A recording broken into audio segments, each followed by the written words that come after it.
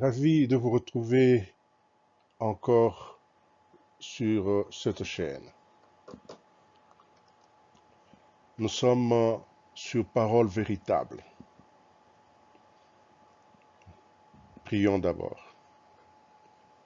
Seigneur Tout-Puissant, te sommes reconnaissants de la vie, le mouvement et l'être que tu nous accordes, de ton amour, combien si grand que tu manifestes à notre égard en cherchant à nous garder dans la bonne alliance, dans de bonnes relations avec toi. Nous avons besoin, Père éternel, de ta sainte présence et de ta communion avec chacun de nous. Selon qu'il est écrit, là où 2 ou 3 sont rassemblés à mon nom, je suis au milieu d'eux. Père, que cette parole soit écrite sur la table de notre esprit, et non pas sur des pierres, et non pas, Seigneur Dieu, dans le livre, qu'il soit transféré dans notre esprit, et nous permettre d'en tirer plus de bénéfices, d'en tirer plus des avantages. Que le Saint-Esprit puisse persuader, puisse convaincre, puisse nous soutenir, puisse rendre intelligible, Seigneur Dieu, ces enseignements, afin de permettre à chacun de tirer le plus grand profit spirituel pour une bonne croissance, pour de bons exploits en ta présence. Père, que ton nom soit ainsi béni, parce que l'honneur, la gloire, la puissance et la majesté te reviennent au siècle de siècles. Certains d'entre nous se demandent comment est-ce que nous pouvons avoir facilement accès aux prochaines publications des vidéos. C'est beaucoup plus simple de passer par l'abonnement. Dans cet abonnement, nous avons certains boutons qu'il faut presser et une cloche. Le bouton ici, s'abonner. Vous pouvez vous abonner là-bas, en gauche. Il y a aussi une autre possibilité, c'est de presser le bouton. Ce bouton qui représente une cloche. Une fois fait, vous êtes inscrite et vous pouvez recevoir nos vidéos le plus vite possible que nous le plaçons en ligne. En tout cas, nous vous remercions de cette confiance que vous nous faites, de pouvoir nous retrouver ensemble, partager ces saintes écritures. Que le Seigneur vous bénisse. Nous allons commencer par une longue étude sur les livres de Genèse. Pour cela, nous aimerons circonscrire le préambule pour comprendre ce que nous réserve ce livre. Le livre de Genèse est le fondement de tous les livres contenus dans la Bible. Quand nous disons fondement, c'est-à-dire la fondation. Tout ce qui est fait est construit au-dessus de la Genèse. D'autres l'appellent livre historique, mais nous découvrons pouvoir réellement si c'est seulement un livre historique ou qu'il réserve encore de grands secrets prophétiques. Là, nous découvrons le premier et le deuxième chaos terrestre et la promesse de la restauration. La racine ou la base de prophétie ou le premier prophétie se trouve dans la Genèse. Et qui est le premier prophète? Nous le découvrirons avec le temps. Elle comprend la source du bien. Elle nous trace la source du mal et son expansion sur la terre telle que nous la connaissons aujourd'hui.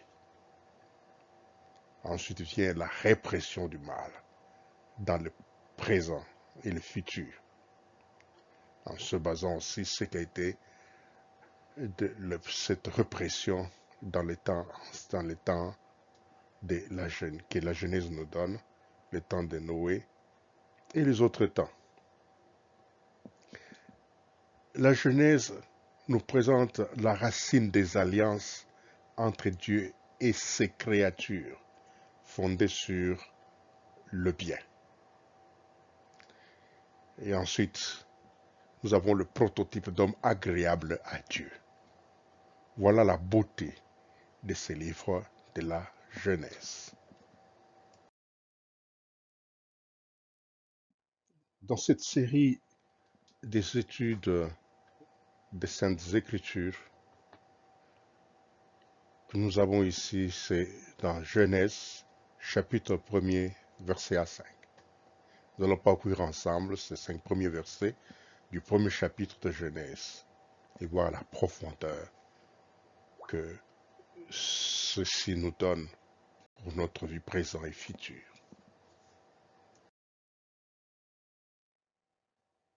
Le contenu de Genèse chapitre 1er, verset à 5 comprend 5 éléments essentiels.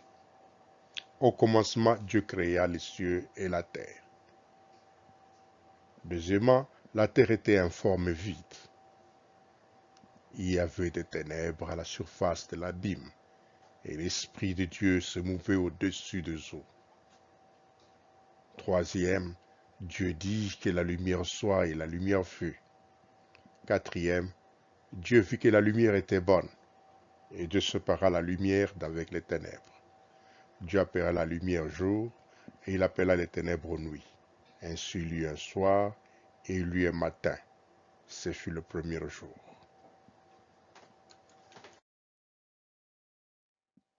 Débutons par cet élément. Au commencement, Dieu créa les cieux et la terre. Il créa les cieux et la terre.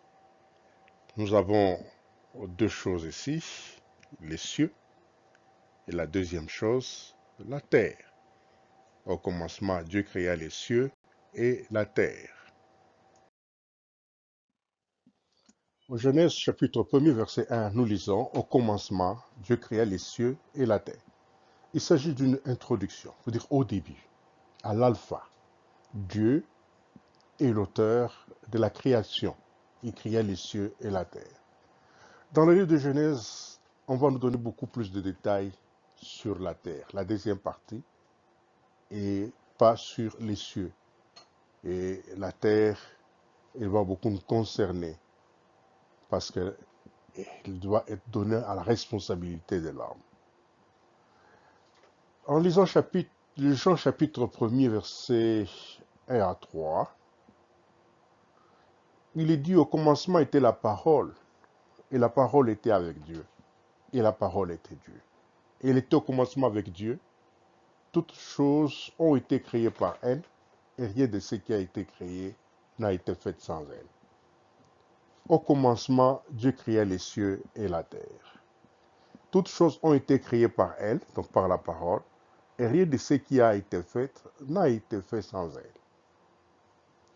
Alors, qui créa les cieux et la terre?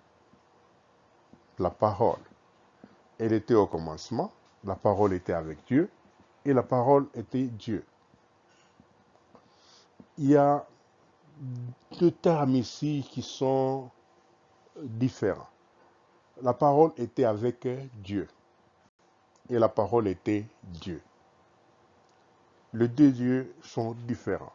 Le premier Dieu se rapporte au Père, et le deuxième Dieu se rapporte au Fils, car le Fils est divin, le Père est divin.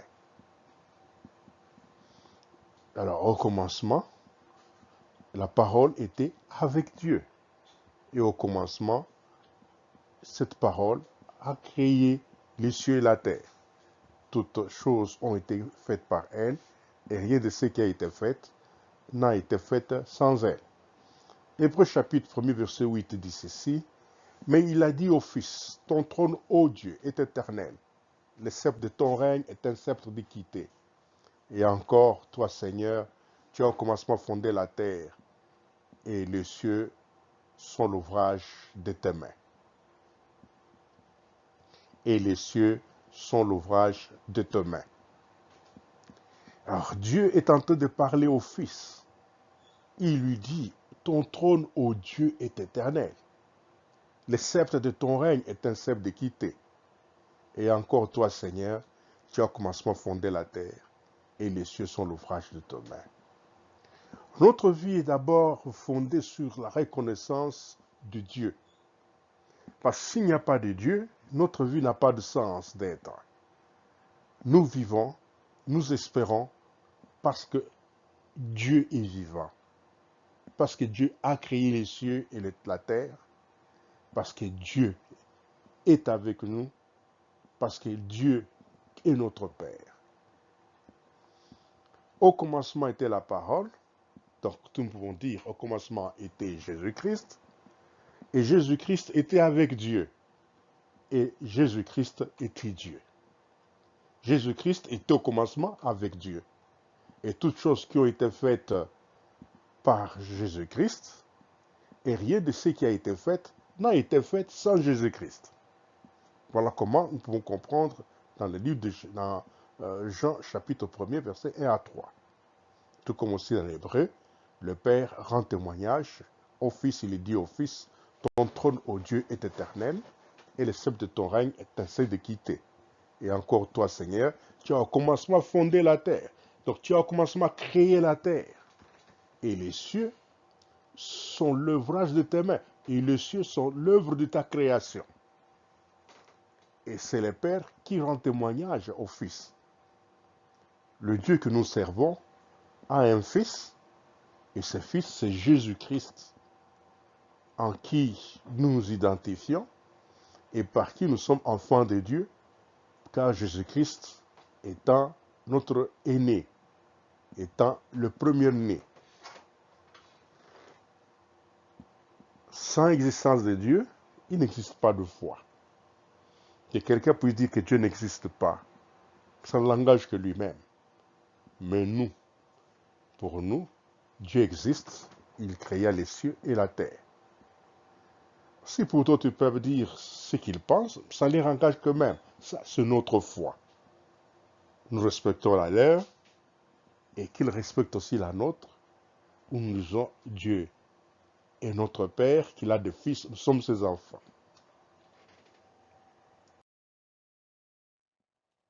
Toujours au verset 1er du chapitre 1er de Genèse, au commencement Dieu créa les cieux et la terre, nous courons vite dans Révélation. Et là nous pouvons lire le chapitre 1er, verset 7 à 8. Voici, il vient avec les nuées, et tout œil le verra, même ceux qui l'ont percé, et tous les tribus de la terre se lamenteront à cause de lui. Oui, Amen. Je suis l'alpha et l'oméga, dit le Seigneur, celui qui est, qui était, et qui vient, le Tout-Puissant. Et en Genèse, chapitre 35, verset 9 à 11, il est écrit, Dieu apparut encore à Jacob après son retour de Padan Aram, et il est béni. Dieu lui dit, ton nom est Jacob. Tu ne seras plus appelé Jacob, mais ton nom sera Israël. Et il lui donna le nom d'Israël. Dieu lui dit, je suis le Dieu Tout-Puissant, sois fécond et multiplie. Une nation, une multitude de nations naîtront de toi, et des rois sortiront des terrains. C'est le message que Dieu adresse à Jacob. Il se présente sous le nom du Dieu Tout-Puissant. Ce n'est pas un titre, c'est un nom. Il y a des gens qui s'appellent Lumière, il y a des gens qui s'appellent ici Blanche, il y a des gens qui s'appellent Rose. Rose, c'est là, nous avons une couleur rose. Blanche, nous avons une couleur blanche. Et le blanche qui est là, ce n'est pas un adjectif, c'est un nom propre.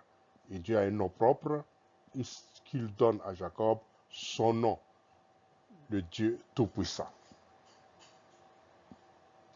Et c'est sous ce même nom que Jésus apparaît dans les Révélations, les derniers livres de la Bible. Et si Genèse, c'est le premier livre de la Bible. Il dit, je suis l'alpha et l'oméga, dit le Seigneur Dieu, c'est lui qui est, qui était et qui vient, le Tout-Puissant. Qui vient? C'est Jésus-Christ qui vient. Voici, il vient avec les nuées. Et comme il vient, tout le monde le verra. Tout œil le verra. Même ceux qui l'ont percé. Même ceux qui ne croient pas qu'il soit mort et qu'il soit ressuscité. Même ceux qui ne croient pas en lui, qu'il soit le Fils de Dieu, qu'il soit le Sauveur. Toutes les tribus de la terre se lamenteront à cause de lui.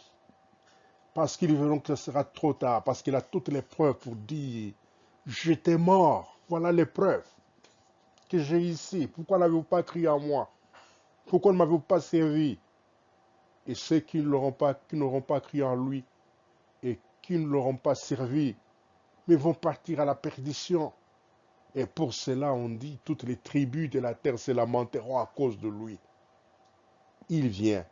La venue de Jésus, la deuxième venue, ce n'est plus celui de la crèche, c'est celui du grand roi qui vient, du lion des tribus de Juda, avec toute sa grande puissance.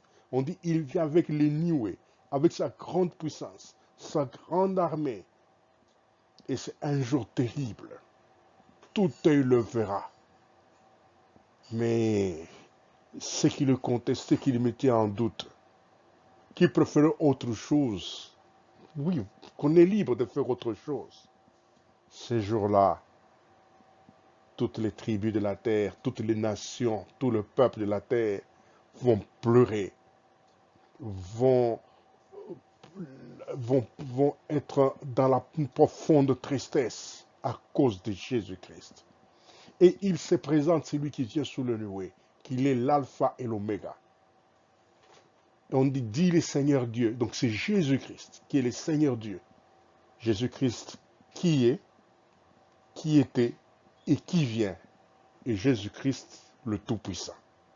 C'est celui-là qui se présente à Jacob. Il dit, je suis le Dieu Tout-Puissant.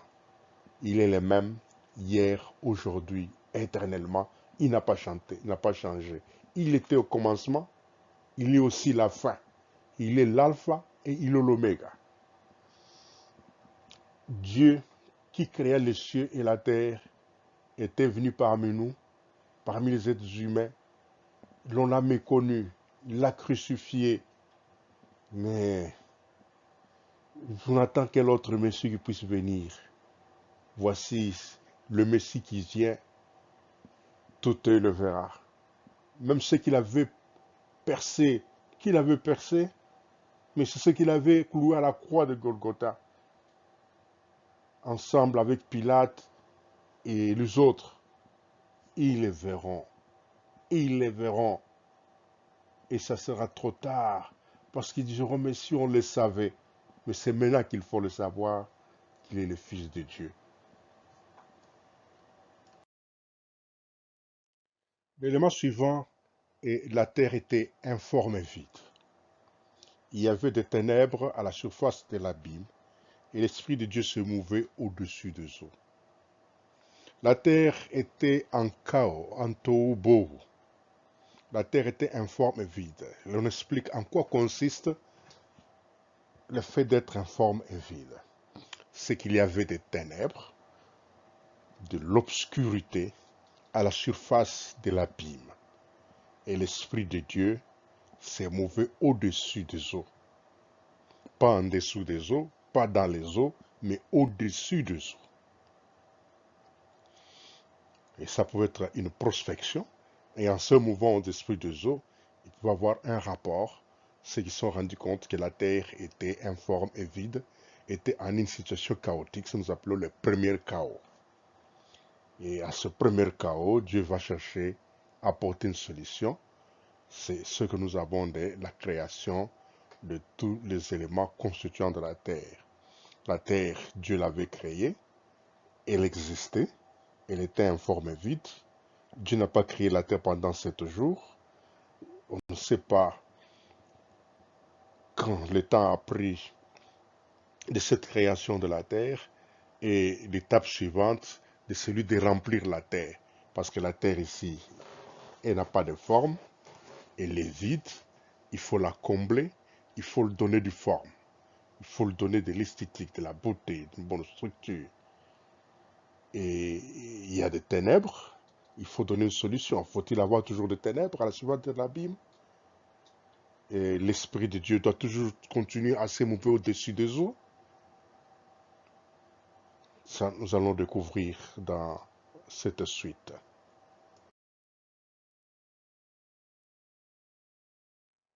Il est écrit dans Genèse chapitre 1 verset 2. La terre était informe et vide, il y avait des ténèbres à la surface de l'abîme, et l'Esprit de Dieu se mouvait au-dessus des eaux. En Ésaïe chapitre 9 verset 2, il est écrit ceci. Les peuples qui marchaient dans les ténèbres voient une grande lumière. Sur ceux qui habitent le pays de l'ombre de la mort, une lumière resplendit. Et c'est en Jean chapitre 3 verset 19 dit, et ce jugement c'est que la lumière étant venue dans le monde, les hommes ont préféré les ténèbres à la lumière parce que leurs œuvres étaient mauvaises. Beaucoup de éléments que nous avons ici, ils préfigurent un futur. Ce futur, c'est ce présent actuel. Et c'est passé de la mort du Christ et de sa résurrection. En nous montre tout ça fait partie d'une même génération, car nous sommes de la génération de Jésus-Christ. Cette génération qui, dans le calendrier divin, a plus de 20 siècles. Pourquoi pas dire 21 siècles, au-delà. Ce qui est différent des générations dans les calendriers humains. Nous sommes de la génération de Jésus-Christ. Après cette génération, il n'y a plus d'autres générations, c'est la dernière génération. Il y avait des ténèbres à la surface de l'abîme et l'esprit se mouvait au-dessus des eaux. Alors, on nous donne un exemple, on dit, pour tous ceux qui sont des peuples qui vivent dans les péchés, dans l'iniquité, ce sont des peuples qui vivent dans les ténèbres.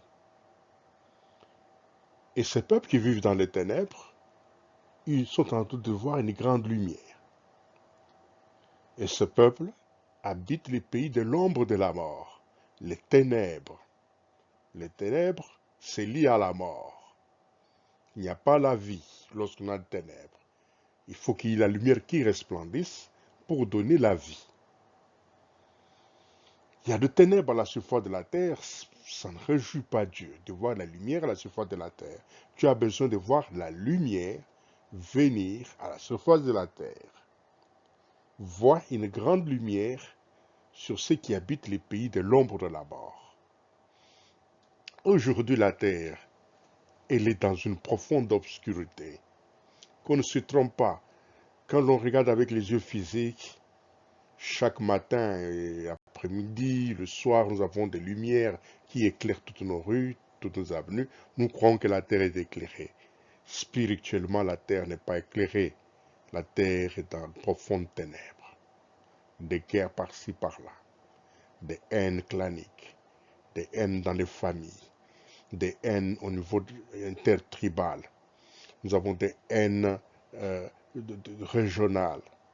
Nous avons des haines du base des nationalismes.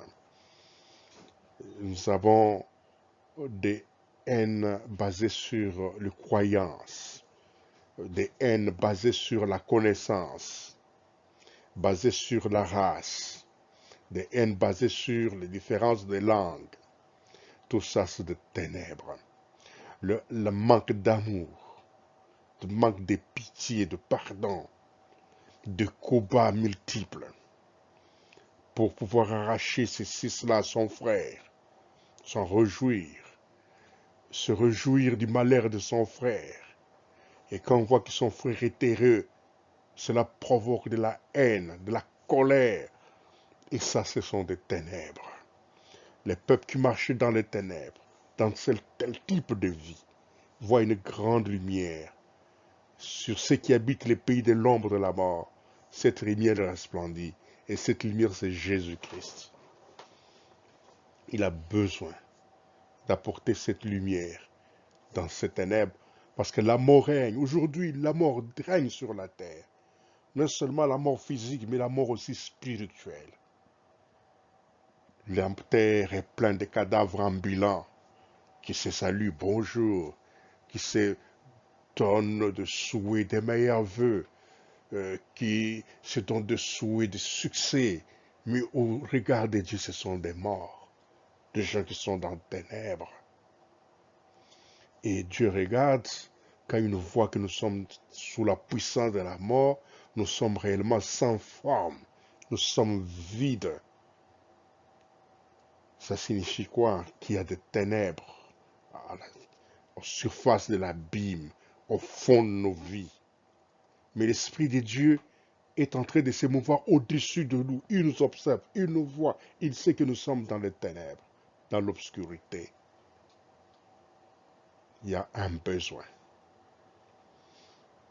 Des gens aujourd'hui n'aiment pas la lumière, mais ils aiment les ténèbres, parce qu'ils sont plus à l'aise avec les ténèbres. Dans les ténèbres, la corruption, les gens prospèrent. Dans les mensonges, ils prospèrent. Dans des coups bas, ils prospèrent. Et dans beaucoup de choses similaires de contre-nature, les gens prospèrent, ils sont contents. Et pour cela, ils n'aiment pas Christ, ils n'aiment pas la lumière. Et comme parler de Jésus, ils vous disent, laissez-nous tranquilles de ces Jésus-là. Nous sommes libres. Mais Dieu a créé l'homme libre. Dieu a créé l'homme totalement libre de choisir qu'est-ce qu'il veut faire. C'est ainsi que Josué vous dit, moi et ma maison, nous servirons l'Éternel. Et il dit aux enfants d'Israël, choisissez qui vous voulez servir. Mais sachez tout de même que moi, Josué et ma famille, nous servirons l'Éternel. Donc chacun est libre ou de servir l'Éternel ou de ne pas le servir. Et quand vous le servez, vous êtes sous la lumière, mais lorsque vous ne le servez pas, vous êtes sur les ténèbres.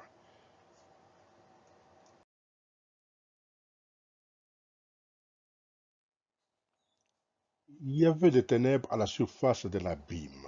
L'abîme est profonde. Jérémie chapitre 17 verset 10 déclare, moi l'Éternel, j'éprouve les cœurs, je sonde les reins, pour rendre à chacun selon ses voies, selon le fruit de ses œuvres. Jean chapitre 14 verset 15 à 17 dit ceci, si vous m'aimez, gardez mes commandements, et moi je prierai le Père, il vous donnera un autre consolateur, afin qu'il demeure éternellement avec vous, l'esprit de vérité que le monde ne peut recevoir, parce qu'il ne le voit point et ne le connaît point, mais vous, vous le connaissez, car il demeure avec vous et il sera en vous. Le cœur de l'homme, c'est un mystère, mais il n'y a que Dieu qui sonde ces mystères. Il y a de profondes ténèbres. C'est difficile de connaître la vérité, de connaître ce qui est dans le cœur de l'homme. Nous pouvons prendre une image de ce qui se passe au procès. Vous trouverez des avocats qui sont en tenue noire, en toge noire, avec une petite bande blanche au niveau du cou. De même, les juges sont dans cette même tenue.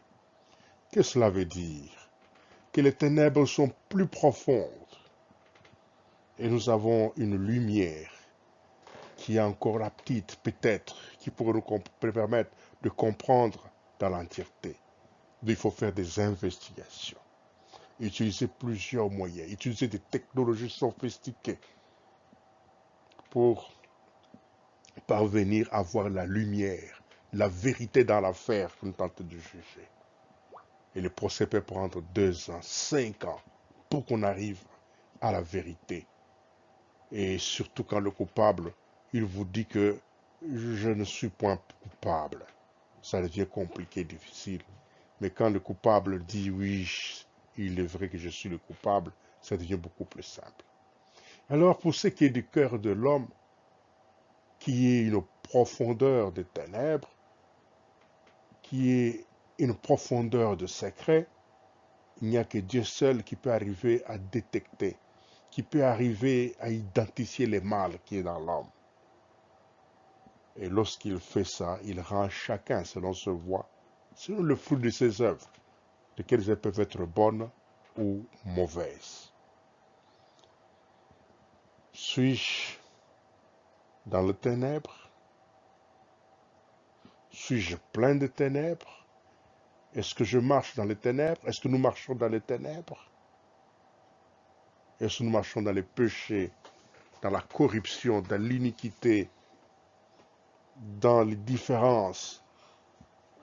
Dans notre vie, nous ne faisons aucun cas de Dieu. Nous mangeons, nous buvons, nous voyageons. Nous ne faisons aucun cas de lui. Et c'est dans cela que nous sommes. Et Jésus veut qu'il y ait des gens qui gardent ses commandements. Car ceux qui gardent ce commandement ne marchent pas dans les ténèbres. Ils ne sont pas dans les ténèbres.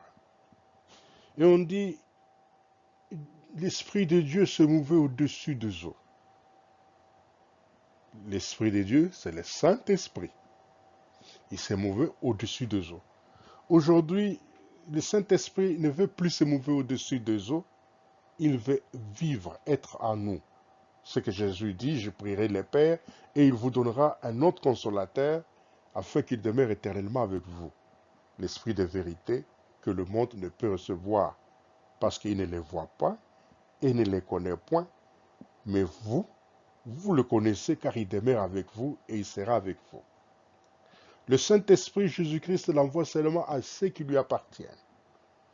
Il est venu le jour de la Pentecôte. C'est le jour-là qu'il est venu. Et il reste avec nous jusqu'à ce que Jésus vienne. Car il dit, c'est lui qui nous prépare à cette venue, de celui qui vient sous le nuée, afin que nous soyons dans la joie et l'allégresse de ce jour-là.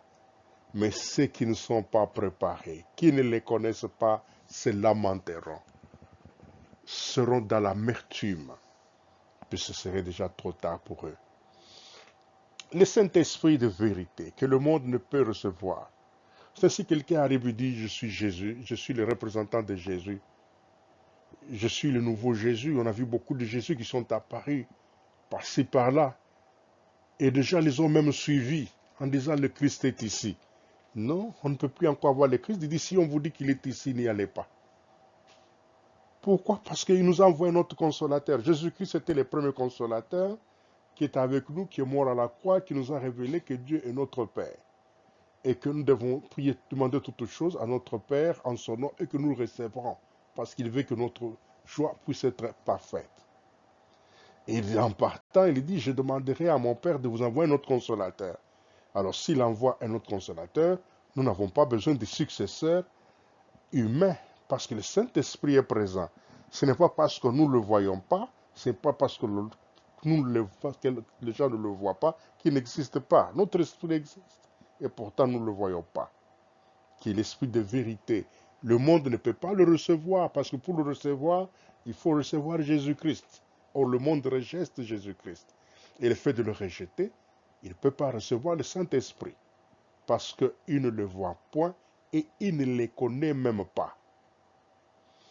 C'est ainsi que chaque fois qu'un problème nous arrive, nous devons avoir à cœur de recourir directement à Dieu que de recourir aux hommes. Les hommes vont venir en deuxième lieu. En premier lieu, Dieu d'abord. Et ensuite, nous viendrons vers nos collègues, nos semblables, pour dire soutenez-moi dans la prière. Le monde ne connaît pas le Saint-Esprit, et pourtant le Saint-Esprit est présent, et il est ici jusqu'à ce jour.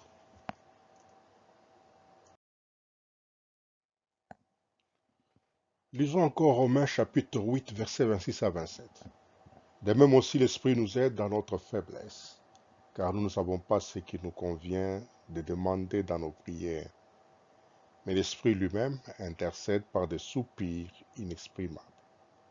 Et celui qui sonde les cœurs connaît quelle est la pensée de l'Esprit, parce que c'est selon Dieu qu'il intercède en faveur des saints. L'aide du Saint-Esprit. Je vous enverrai un autre consolateur. Je vous enverrai un autre aide. Il nous aide en quoi? Il nous aide dans notre faiblesse, parce que nous sommes des êtres humains, nous sommes faibles, et parfois nous ne savons pas ce qu'il nous convient de demander dans nos prières. Parfois nous demandons des choses qui ne nous sont pas utiles. Il y a les gens qui passent le temps à demander de l'argent, à demander de l'emploi, à demander de secours, mais qui jamais, jamais ils ne prient pour le salut de leur propre âme. Parce que tout ce qu'on demande tourne autour de la terre, autour du Christ. Et lorsque nous prions, Christ est au centre. Et pour arriver à faire ça, nous n'avons que le Saint-Esprit qui puisse nous aider. Parce que lui, il connaît la vérité. Il a l'expérience de la vérité. Il sait ce qui nous convient. Et il nous aide dans nos prières. Et lui, le Saint-Esprit qui est là, il nous aide aussi à une autre chose. Il intercède par des soupirs inexprimables. Aucun être humain ne peut pas prier par des soupirs inexprimables. Seul le Saint-Esprit. Et troisièmement, l'aide qu'il nous apporte, parce qu'il sonde les cœurs de Dieu. Il connaît quelle est la pensée de Dieu et il met cette pensée en nous. On dit celui qui sonde les cœurs connaît quelle est la pensée de l'Esprit, parce que c'est selon Dieu qu'il intercède en faveur des saints. Et si quelqu'un n'a pas Jésus-Christ, il ne reçoit pas, il ne jouit pas de ses privilèges, il ne les connaît même pas. C'est ce que les gens continuent à aller chercher tel prophète. Non, ne cherchez pas un prophète pour prophétiser sur vous, car le Saint-Esprit lui-même est en vous. Ne cherchez pas un féticheur pour qu'il puisse vous aider, ou un devin, ou quelqu'un qui va vous annoncer les choses à venir avec le jeu de cartes ou des interprétations des chiffres et des numéros, l'interprétation des numéros, tout ça. Non, ne perdez pas le temps. Vous êtes privilégiés. Nous sommes privilégiés. Je suis privilégié car le Saint-Esprit opère en moi, il agit en moi. Il n'est pas en train de s'émouvoir au-dessus des eaux. Il est en moi. S'il s'émouvoir au-dessus des eaux, je ne profite de rien. Mais lorsqu'il est en moi, je profite, je suis transformé. Je reçois tout ce dont j'ai besoin et il intercède pour moi. Consultons encore Galates chapitre 5, versets 22 à 23. Mais ce que l'Esprit Saint produit, c'est l'amour, la joie, la paix, la patience, la bienveillance, la bonté, la fidélité, la douceur et la maîtrise de soi. La loi n'est certes pas contre de telles choses.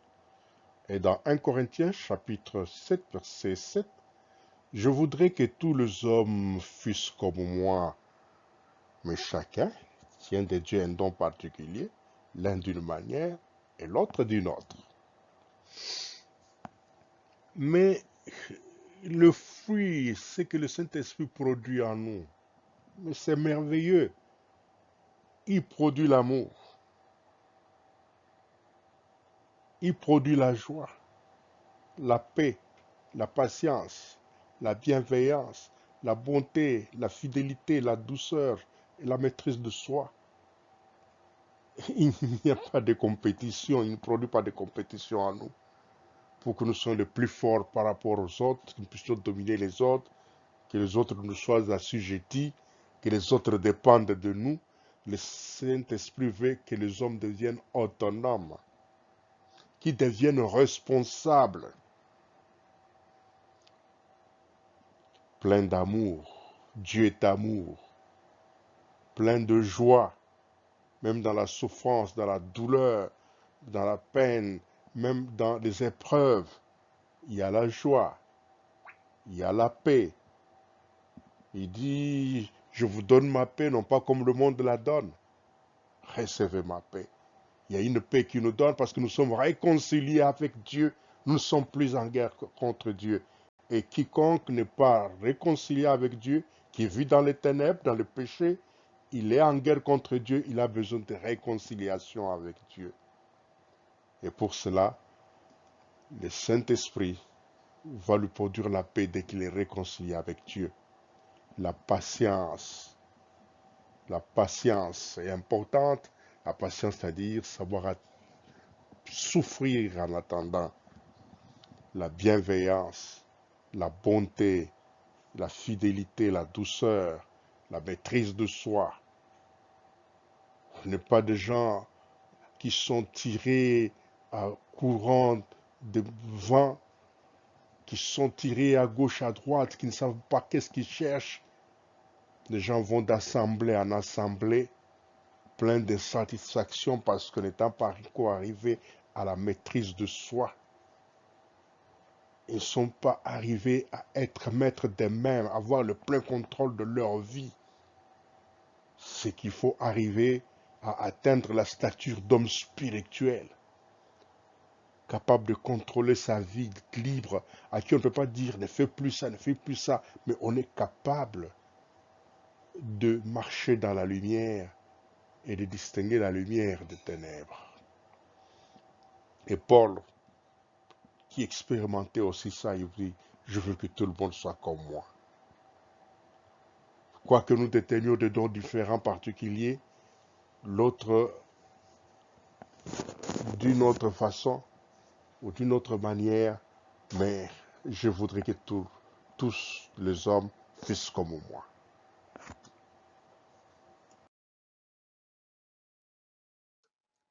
Nous continuons encore toujours avec Éphésiens, chapitre 4, verset 11. On dit le Saint-Esprit a donné les uns comme apôtres, les autres comme prophètes, les autres comme évangélistes, les autres comme pasteurs et docteurs. À 1 Corinthiens 12, 11, on dit un seul et même esprit opère toutes ces choses, les distribuant à chacun en particulier comme il le veut.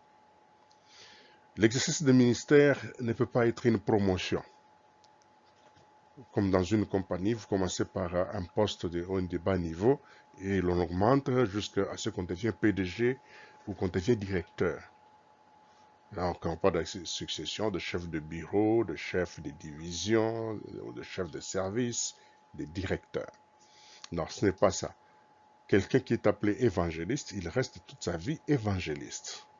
Il ne peut pas devenir un jour pasteur. Devenir pasteur, cela veut dire que le Saint-Esprit s'est trompé. Le Saint-Esprit savait qu'il allait être pasteur, mais il a commis une erreur, l'a fait évangéliste, et puis pasteur, ou encore, il devient apôtre, bishop, archibishop. L'évangéliste doit rester à sa place. L'apôtre Paul, Dieu le choisit comme apôtre. Et il dit, il est apôtre.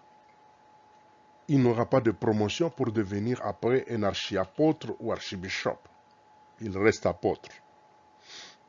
Il y a quelque chose que nous pouvons d'abord souligner pour ce qui est de certaines confusions qui se font au sujet du poste d'apôtre. L'apôtre Paul, nous le savons, partout dans ses missions il passait, il établissait des églises et installait des anciens et des diacres. Ce n'était pas la même chose avec les apôtres Paul, l'apôtre Pierre à Jérusalem et Jean. À Jérusalem, Jean et Pierre, nous trouvons que l'Église les envoyait parfois pour aller soutenir le travail des évangélistes. Ce qu'ils faisaient, ils venaient soutenir. Ce n'est pas eux qui commençaient, mais des évangélistes qui étaient sur le terrain et partaient soutenir. Chez Paul qui travaillait, et ce n'était pas les évangélistes, mais c'est Paul lui-même qui travaillait en tant qu'apôtre. C'est que nous ne pouvons pas généraliser des cas de Paul à tout l'ensemble de l'Église ou les cas de l'Église de Jérusalem à tout l'ensemble de l'Église, mais c'est de savoir que lorsque quelqu'un est appelé apôtre, il reste à vie parce que c'est pour cela que Dieu l'a destiné à vivre sur cette terre et à le servir en tant qu'apôtre. Et d'autres servent Dieu en tant que prophète. Nous avons deux types de prophètes. Il y a des prophètes de Baal et des prophètes de Dieu. Les prophètes de Baal peuvent aussi prophétiser des choses qui s'accomplissent exactement comme les prophètes de Dieu le font, avec exactitude. Et ça, nous ne pouvons pas les dénier. Ce n'est pas parce que quelqu'un a prophétisé et que sa prophétie a réussi qu'il est prophète de Dieu et qu'il est absolument prophète de Dieu. Nous avons ce prophète de Dieu. Il prophétise selon que le Saint-Esprit leur communique la pensée de Dieu. Un homme ne peut pas imposer à Dieu de communiquer sa pensée puisqu'il ne sonne pas son cœur. Le cœur de Dieu, c'est le Saint-Esprit qui sonne le cœur de Dieu et qui nous dit ce qu'il faut communiquer.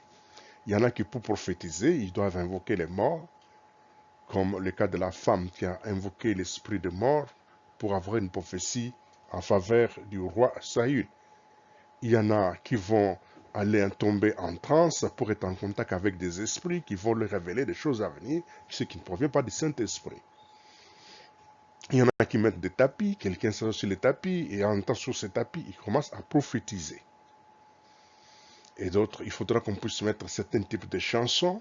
Et quand ils chantent ces chansons-là, alors ils entrent dans l'inspiration, ils commencent à prophétiser. Il y en a encore qui prophétisent en ayant des vidéos ou de télévision prophétique, en train d'observer des images sur télévision prophétique, une télévision invisible prophétique, où il voit les événements se passer et il parle aux gens. Ça ne vient pas de Dieu.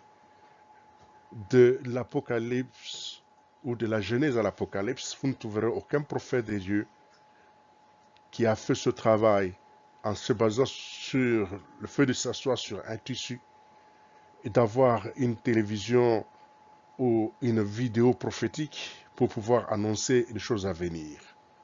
Et par là, nous devons distinguer ceux qui sont des prophètes de Dieu ou pas. Il y a beaucoup de multitudes de prophètes à ce jour. Il faut être prudent et invoquer l'Éternel et dire de vous expliciter si cette personne est de la lumière ou du ténèbre, parce que Dieu a séparé la lumière d'avec les ténèbres. Est-ce son prophète ou le prophète de l'autre camp adverse? Et n'oubliez pas que le prophète de l'autre camp adverse, il prophétise, ils font des miracles, ils font des prodiges, ils font de grandes choses, parfois de plus que même ce que les prophètes de Dieu font. Et si quelqu'un est prophète, il n'a pas la destinée de pasteur, qu'il exerce son ministère de prophète et non pas le ministère de pasteur. Car un autre pasteur, ça c'est de l'embouteillage, ça c'est apporter de la confusion dans la construction du corps du Christ. D'autres sont établis pasteurs, et dans cette catégorie de pasteurs, vous avez les anciens de l'Église. Ils ont comme rôle de paître les brebis. Paul dit ceci, plutôt Pierre dit ceci, nous allons vaquer à la prière et à la parole. Choisissez les diacres. Les diacres vont s'occuper de l'administration, vont s'occuper du problème social du peuple de Dieu, mais ils vont s'occuper de ce qui est spirituel. Et chaque fois, Pierre dit, à moi ancien comme vous, ou encore l'apôtre Jean, à moi ancien. Donc les anciens, ce sont des pasteurs. Les pasteurs sont des gens qui font paître. Il n'y a pas de pasteur sans brebis. Ils font paître les brebis. Et les brebis que les pasteurs font paître appartiennent à un maître. Ils sont des travailleurs. Les pasteurs brebis, à regarder dans plusieurs endroits, il y a des levages des troupeaux. Il y a des travailleurs qui sont là, ce sont des pasteurs qui sont des pères des brebis, mais ils ne sont pas les chefs des brebis. Les chefs des brebis, c'est les maîtres. Et les maîtres, c'est Jésus-Christ. Et ensuite, vous avez le docteur qui doit pouvoir ainsi enseigner l'église de Dieu, fortifier l'église de Dieu en leur apportant la clarté de Saintes Écritures. Il y a un seul et même esprit qui opère toutes choses, il les distribue à qui il veut. Si quelqu'un est appelé apôtre, comme l'apôtre Paul, il n'a jamais organisé une fête parce qu'il est devenu apôtre. Si quelqu'un est devenu prophète, il n'a jamais organisé une fête pour devenir prophète. Et les prophètes n'exercent pas en solo seul.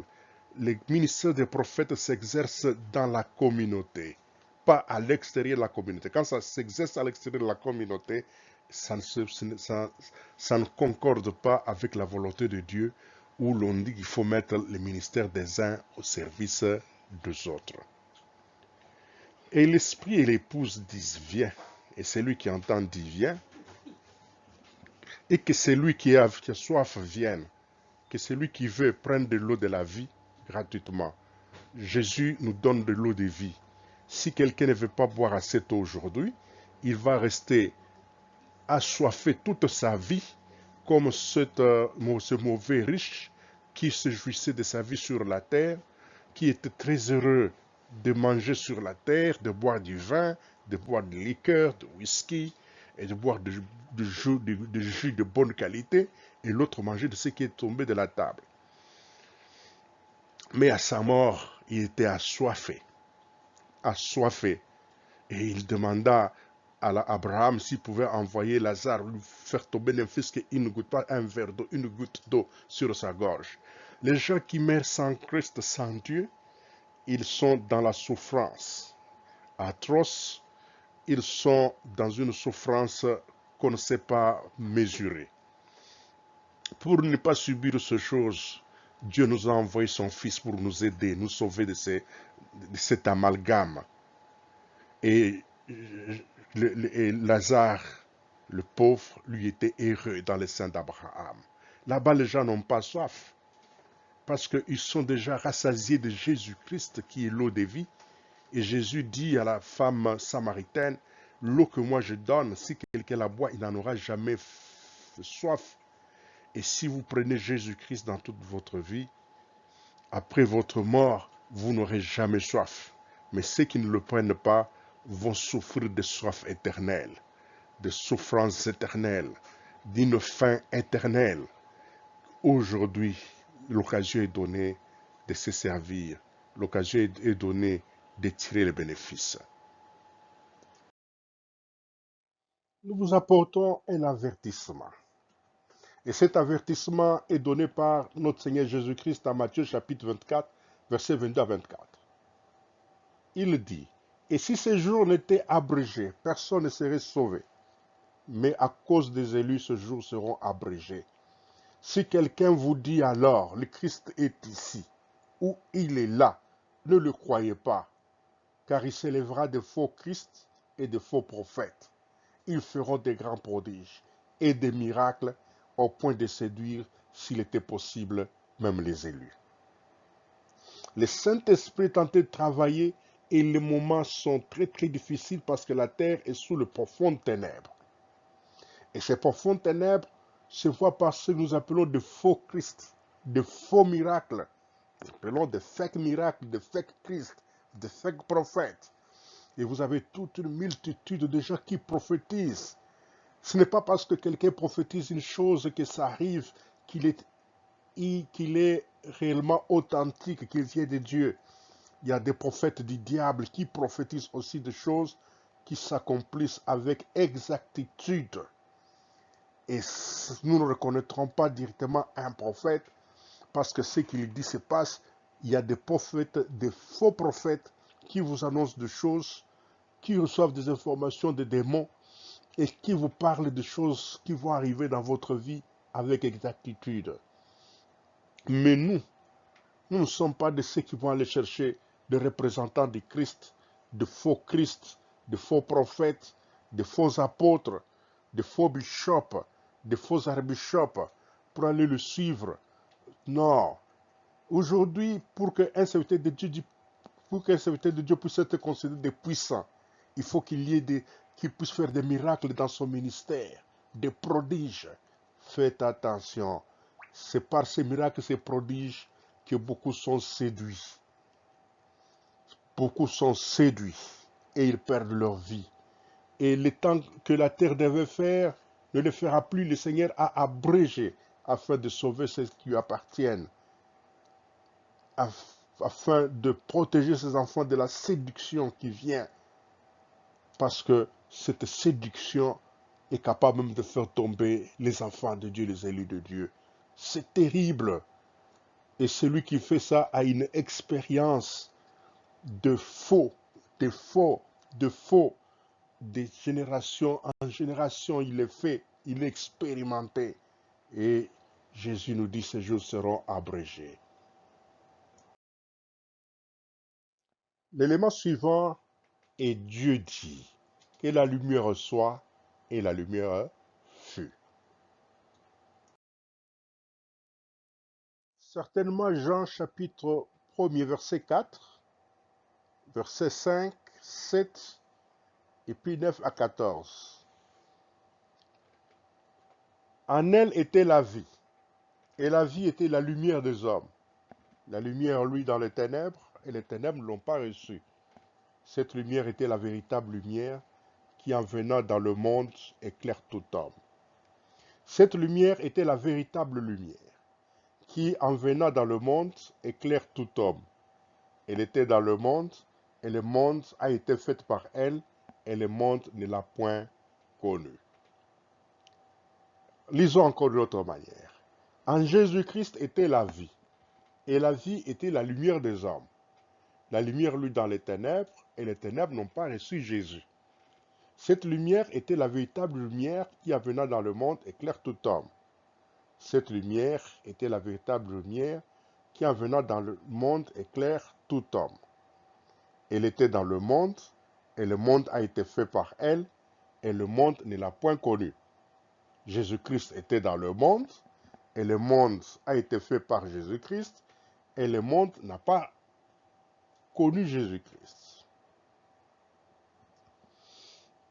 Le Dieu créateur, il vient parmi nous, le Fils de Dieu, comme la lumière, parce que Dieu dit que la lumière soit et la lumière fut. Il y a des lumières de plusieurs éclats. Il y a l'éclat du soleil, l'éclat de la lune, l'éclat des étoiles. Comme Satan lui-même, quand il a été créé, on l'appelle Lucifer, l'ange de lumière. Mais la lumière de Lucifer et la lumière de Jésus-Christ n'ont pas le même éclat. La lumière de Jésus-Christ a un éclat puissant, pur, parfait, parce qu'elle éclaire les ténèbres. La lumière de Lucifer est dans les ténèbres. Elle n'éclaire pas les ténèbres. Elle est dans les ténèbres, entretient les ténèbres. Et les ténèbres sont les gens qui n'aiment pas la vérité, qui n'aiment pas quitter les péchés, qui n'ont pas voulu recevoir Jésus-Christ. Et pourtant, cette lumière nous apporte la vie éternelle, nous apporte le salut, parce qu'elle est la véritable lumière, la plus parfaite que toute autre lumière. Nous, les enfants de Dieu, nous sommes des lumières. Mais nous ne sommes pas semblables à cette lumière de Jésus-Christ. Il y a des anges de Dieu qui peuvent apparaître avec de lumières puissantes, mais ce n'est pas avec la même intensité que Jésus-Christ. La notion de lumière fait paraître la notion de différents degrés. Chaque étoile a son éclat, a sa lumière. Le soleil a son éclat, a sa lumière. Et les êtres, les humains, ont leur lumière, mais qui sont différents de la lumière du Christ. Celle du Christ est supérieure, car c'est du Créateur lui-même. Que la lumière soit et la lumière fut, et Dieu qui a vu les ténèbres, le péché sur la terre, il a envoyé son Fils afin que nous soyons illuminés, que nous ayons la vie éternelle en Jésus-Christ. Mais beaucoup l'ont rejeté, ils n'ont pas voulu le recevoir, ils n'ont pas voulu reconnaître que c'est par lui que le monde avait été fait. Il manque ce que nous appelons la confiance. Lorsque l'on fait confiance à Jésus, l'on arrive au salut. Toujours dans ce passage de Jean que nous venons de lire, il dit, il est venu chez les siens, et les siens ne l'ont pas reçu. Il est venu chez les Hébreux, et les Hébreux ne l'ont pas reçu. Il est venu chez nous, chez les Grecs, et les Grecs ne l'ont pas reçu. Il est venu chez nous, les hommes, nous ne l'avons pas reçu. Mais à tous ceux qui l'ont reçu, à ceux qui croient en son nom, il a donné le pouvoir de devenir enfants de Dieu, lesquels sont nés non du sang, non de la volonté de la chair, mais de la volonté de l'homme, mais de la volonté de Dieu.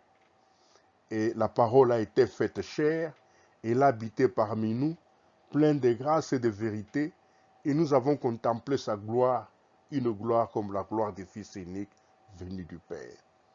Il y a beaucoup qui reconnaissent que Jésus-Christ est né de manière mystérieuse, qu'il est né de l'Esprit de Dieu, qu'il est né de la parole de Dieu, du Verbe de Dieu. Mais personne ne fait cas de lui, personne ne cherche à croire en lui, et pourtant, lorsque nous croyons en lui, nous le recevons, nous lui faisons confiance.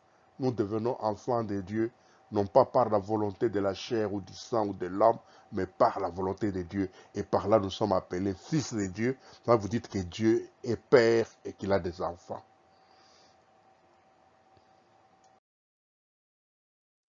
L'élément suivant, Dieu vit que la lumière était bonne. Et Dieu sépara la lumière d'avec les ténèbres.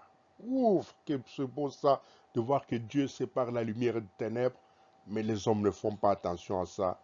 Voyons en quoi ceci consiste. Découvrons en Malachie chapitre 3, versets 17 à 18, ce que l'Éternel dit. Ils seront à moi, dit l'Éternel des armées. Ils m'appartiendront au jour que je prépare. J'aurai compassion d'eux, comme un homme a compassion de son fils qui les sert. Et vous verrez de nouveau la différence entre le juste et le méchant, entre celui qui sert Dieu et celui qui ne le sert pas. Apocalypse chapitre 22, verset 10 à 12. Et il me dit, ne scelle point les paroles de prophétie de ces livres, car le temps est proche. Que celui qui est injuste soit encore injuste, que celui qui est souillé se souille encore, et que le juste pratique encore la justice, et que celui qui est saint se sanctifie encore. Voici, je viens bientôt, et ma rétribution est avec moi, pour rendre à chacun selon ce qu'est son œuvre. C'est Jésus-Christ qui parle. Dieu dit qu'il va séparer, ou qu'il sépare déjà pas maintenant, ceux qui sont des ténèbres et ceux qui sont de lumière. Qui sont des ténèbres, ce sont ceux qui les servent sincèrement, c'est ceux qui sont à son service, ceux qui croient en lui, qu'il est leur Dieu et qu'il est leur Père. Alors Dieu dit que nous allons voir la différence. Aujourd'hui, parfois, c'est difficile de voir parce qu'il y a des faux enfants de Dieu qui sont là, on ne sait pas le voir, mais il dit, vous verrez la différence entre les justes et les méchants, entre celui qui sert Dieu et celui qui ne le sert pas. Il le fera. Il séparera les boucs d'avec les brebis. Et cela se fera au jugement dernier, qu'il annonce ici dans Malachie. De quel côté est-ce que je me trouve? Du côté des justes ou du côté des méchants? Non, il faut être sincère. Regardez avec sincérité. Si je me trouve du côté de justes, gloire au Seigneur. Si je me trouve du côté de méchants, c'est l'occasion pour moi de me repentir, de me convertir, de revenir à Jésus, d'être en paix avec lui et de le servir. Il dit le temps est proche. Ce temps ici où Dieu va faire ce travail de séparation est proche. Quand nous disons il vient bientôt, le jugement de Dieu est là, m'en sortirai-je? Voilà le moment que nous avons pour nous préparer. Et parce que beaucoup de gens vont refuser la justice de Dieu, que celui qui est injuste soit encore injuste, celui qui s'essuie encore, et que les justes pratiquent encore la justice, et que celui qui est saint se sanctifie encore. Ce qu'il faut savoir, lorsque la parole de Dieu est annoncée, 25% seulement reçoivent la parole de Dieu, soit les un quart, et les trois quarts le rejettent à cause des soucis de ce monde, parce qu'ils veulent être heureux, ils veulent mener une vie facile. Ils trouvent que servir Dieu c'est pénible. Si vous demandez, faites des prières à Dieu pour demander quelque chose, il faut avoir la patience. Dieu peut vous donner une année après, 5 ans après, 10 ans après. Et parfois nous avons même oublié que nous lui avons demandé. Mais les hommes veulent dès qu'il a demandé sur le champ qu'ils puissent l'avoir, pas des choses qui traînent. Alors quelqu'un qui connaît déjà cette faiblesse de l'homme, il lui donne de fake réponses, de fausses réponses rapides. Et ceux-là, ils vont demeurer encore dans le mal, se suyer encore davantage. Et toute chose qu'on reçoit de cela, ça se paye par la mort. Que les justes pratiquent encore la justice et que celui qui est saint se sanctifie encore. Vous partez de sanctification en sanctification, de purification en Jésus-Christ. Et il dit, je viens bientôt, et ma rétribution avec moi pour rendre à chacun selon ce qu'est son œuvre. Si vous avez fait du bien, vous allez avoir votre rétribution du bien. Si celui qui va faire du mal, aura sa rétribution du mal. Et la rétribution du mal, c'est l'enfer. Et la rétribution du bien, c'est le royaume de Dieu, la nouvelle Jérusalem. Dans Ézéchiel chapitre 3, verset 27. Mais quand je te parlerai, j'ouvrirai ta bouche pour que tu leur dises, ainsi parle le Seigneur, l'Éternel, que celui qui voudra écouter, écoute, et que celui qui ne voudra pas, n'écoute pas, car c'est une famille de rebelles. Matthieu 5, verset 45. Afin que vous soyez fils de votre Père, qui est dans les cieux, car il fait lever son soleil sur les méchants et sur le bon, et il fait pleuvoir sur les justes et sur les injustes. 2 Timothée 3, 13. Mais les hommes méchants et imposteurs avanceront toujours plus dans le mal, égarant les autres et égarés eux-mêmes. Dieu nous montre que dans ces temps, beaucoup de gens vont préférer choisir le mal, les ténèbres que la lumière. Et ils vont rejeter à écouter ce qui est de Dieu. Et par cela, ils vont chercher à détruire ceux qui sont des enfants de Dieu. Pourquoi pas même à les tuer, à les faire taire, pour qu'eux puissent prospérer dans le mal et que la lumière ne puisse pas prendre de la place. Qu'on se souvienne que Dieu est propriétaire de cette terre et de toutes les vies qui sont sur la terre, les vies végétales, les vies animales, les vies humaines. Il en est le propriétaire. Personne ne peut lui échapper, il est le tout-puissant. Il faut se souvenir de ça. Vous attaquez un serviteur de Dieu, ce n'est pas à lui que vous attaquez, c'est à Jésus-Christ. On peut l'éliminer, on peut le tuer, mais c'est à Jésus-Christ qu'on a affaire, car personne n'arrivera à tuer Jésus-Christ. Il viendra avec sa rétribution. Pour être digne d'être appelé enfant de Dieu, il dit, vous devez savoir que Dieu fait pleuvoir son soleil, Dieu fait se lever son soleil sur le méchant, sur le bon, il fait pleuvoir sur le juste et sur les injustes. Des fois, ceux qui prospèrent dans les mal sont riches et prospèrent et ils se moquent des enfants de Dieu, ils s'appellent pauvres. Mais ils oublient que c'est Dieu qui rend riche et c'est Dieu qui garde les autres dans leur état. Ils peuvent quoi? C'est parce qu'ils ont reçu de telles choses de fake, de ceci. Non. Si Dieu n'est pas d'accord qu'il enlève le souffle, mais personne ne pourra tenir, pourra être riche et prospère. Parce que Dieu permet que nous puissions vivre. C'est pourquoi notre richesse, cette richesse-là est visible. Craignons Dieu, craignons Dieu, craignons Dieu. Les hommes méchants et imposteurs avanceront toujours dans le mal, égarant les autres, égarés eux-mêmes, et d'autres se disent des prophètes, se disent des pasteurs, des évangélistes, des hommes de tous bords, et ils sont eux-mêmes égarés, et ils sont en train d'égarer les autres. Frères et sœurs, dans un tel contexte, demandez à Dieu si le conducteur que tu es tenté de suivre n'est pas un imposteur. S'il vient de Dieu, s'il n'est pas autoproclamé et que Dieu ne connaît point. Parce que si vous suivez des gens que Dieu ne connaisse point, qui se sont eux-mêmes autoproclamés, nous allons terminer par l'égarement, par la perte, la rétribution à l'enfer. Matthieu 25, 30 en 42 déclare, et les serviteurs inutiles, jetez-les dans les ténèbres du dehors. Là, il y aura des pleurs et des grincements des dents. Lorsque le Fils de l'homme viendra dans sa gloire, avec tous les anges, il s'assiera sur le trône de sa gloire. Et toutes les nations seront assemblées devant lui. Il séparera les uns d'avec les autres, comme le berger sépare les brebis avec le bouc. Il mettra les brebis à sa droite et les boucs à sa gauche. Il dit, Dieu vit que la lumière était bonne, et Dieu sépara la lumière d'avec les ténèbres.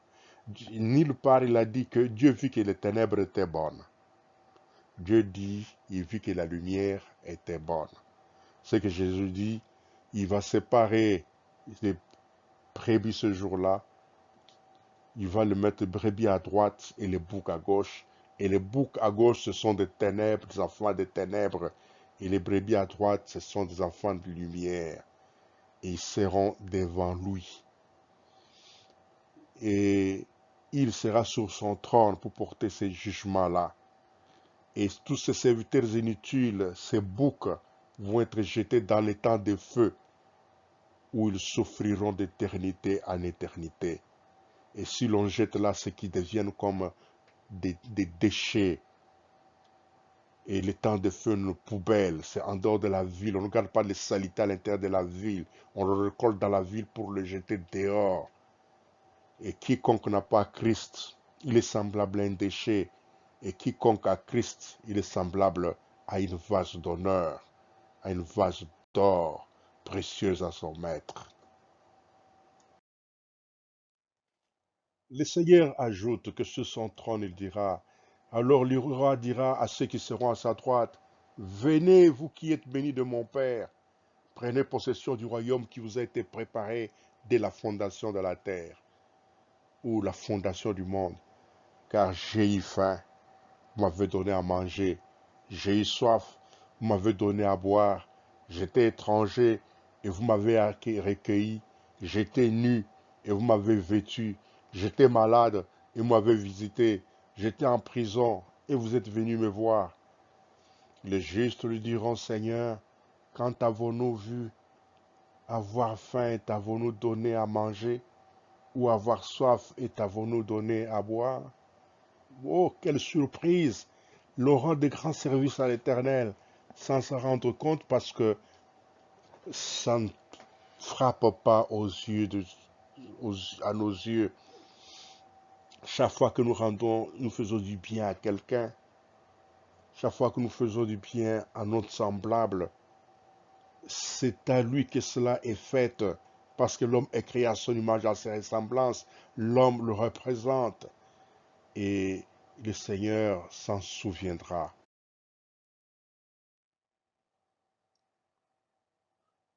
Et quand t'avons-nous vu étranger, t'avons-nous recueilli, nus et t'avons-nous vêtus? Quand t'avons-nous vu malade ou en prison et sommes-nous allés vers toi? Et le roi leur dira, je vous l'ai dit en vérité, toute le fois que vous avez fait ces choses à l'un de ces plus petits de mes frères, c'est à moi que vous le avez faites. Ensuite, il dira à ceux qui seront à sa gauche, retirez-vous de moi, maudits, allez dans le feu éternel qui a été préparé pour les diables et pour ses anges. Car j'ai eu faim, vous ne m'avez pas donné à manger, j'ai eu soif, vous ne m'avez pas donné à boire. Ici, la chose est importante, puisque dans son commandement, il dit, tu aimeras ton prochain comme toi-même. Parce qu'il dit, il y a deux commandements qui sont plus importants. Aime Dieu de tout ton cœur, de toute ton âme et de toute ta force, et tu aimeras ton prochain comme toi-même. Voilà le résumé du commandement de Dieu.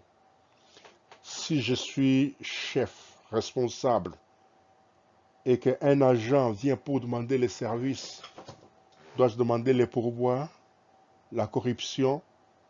Dois-je demander d'abord qu'il ait de la reconnaissance à mon égard, qu'il m'apporte quelque chose pour que je lui rende ses services? Si je l'ai fait, je suis un bouc, je suis des ténèbres, alors le risque c'est d'être jeté dans le feu. Mais si je rends le service avec joie, avec altruisme, sans attendre quelque chose de retour de cela, et que j'ai seulement la joie de rendre service à l'autre, ouf, je suis une brebis. Je suis à la droite de Dieu, je vais hériter le royaume des cieux. Il y a des gens qui n'aiment pas des étrangers dans leur pays. Ils vous disent, voilà, qu'est-ce que ces étrangers veulent faire? Et on veut maltraiter les étrangers, on se moque des étrangers. Mais faites attention, cet étranger, c'est Christ lui-même. Cette personne que tu vois sans importance, qui n'est pas citoyen de ton pays, il est l'enfant de Dieu. Quand vous l'accueillez, quand vous le recevez avec joie, sans calcul, sans ruse, Christ récompense. Nous étions, il dit, j'avais faim ou nu, vous ne m'avez pas vêtu, vous ne m'avez pas porté de la nourriture. Et combien de fois il y a des gens qui ont des meilleurs salaires et que d'autres ne peuvent pas en avoir. D'autres sont restés impayés dans leur poste. Et vous, vous êtes en train de manger. Ton travailleur, il est à son poste. Tu lui payes de l'argent insignifiant qui ne peut pas survivre. Pendant que toi, tu manges en abondance et tu jettes même la nourriture à la poubelle. Le Seigneur te rappellera un jour, j'avais faim, tu ne m'avais pas donné à manger. Je manquais des habits, tu ne m'avais pas donné. Tu avais des mâles d'habits. Tu ne peux pas prendre de chemise pour partager avec les collaborateurs. Ouf, faut pas être du côté des brebis. En prison, on dit on ne peut pas le voir, c'est un malfaiteur. Pourquoi aller le visiter? Mais vous le connaissez, allez le visiter, ce n'est pas lui que vous visitez, c'est Christ. Car la visite en prison apportera la consolation, et la consolation apportera la paix à cette âme, et Dieu vous bénira, parce qu'il rendra gloire à Dieu. Jésus s'identifie dans ce que nous trouvons de moins important. Ce que vous dites, celui-là, il est d'un pays pauvre, il est d'une région pauvre, qu'est-ce qu'il peut me dire? Est-ce qu'il peut se mesurer à moi? Mais celui-là, c'est Christ. Il faut qu'il se mesure à toi. Et quand il se mesure à toi, tu seras à mesure de l'apporter ton aide, ton soutien et ton appui. Comment puis-je être content de manger quand mon prochain a encore faim? Je vais être content de voir mon prochain aussi manger comme moi. Partager le peu que nous avons. Et si nous le faisons, nous sommes des brebis. Nous sommes des enfants des lumières. Nous serons placés à droite du Seigneur et nous hériterons le royaume de Dieu. Notre dernier point du contenu, Dieu appela la lumière jour et il appela les ténèbres nuit. Ainsi il y eut un soir et il y eut un matin. Ce fut le premier jour.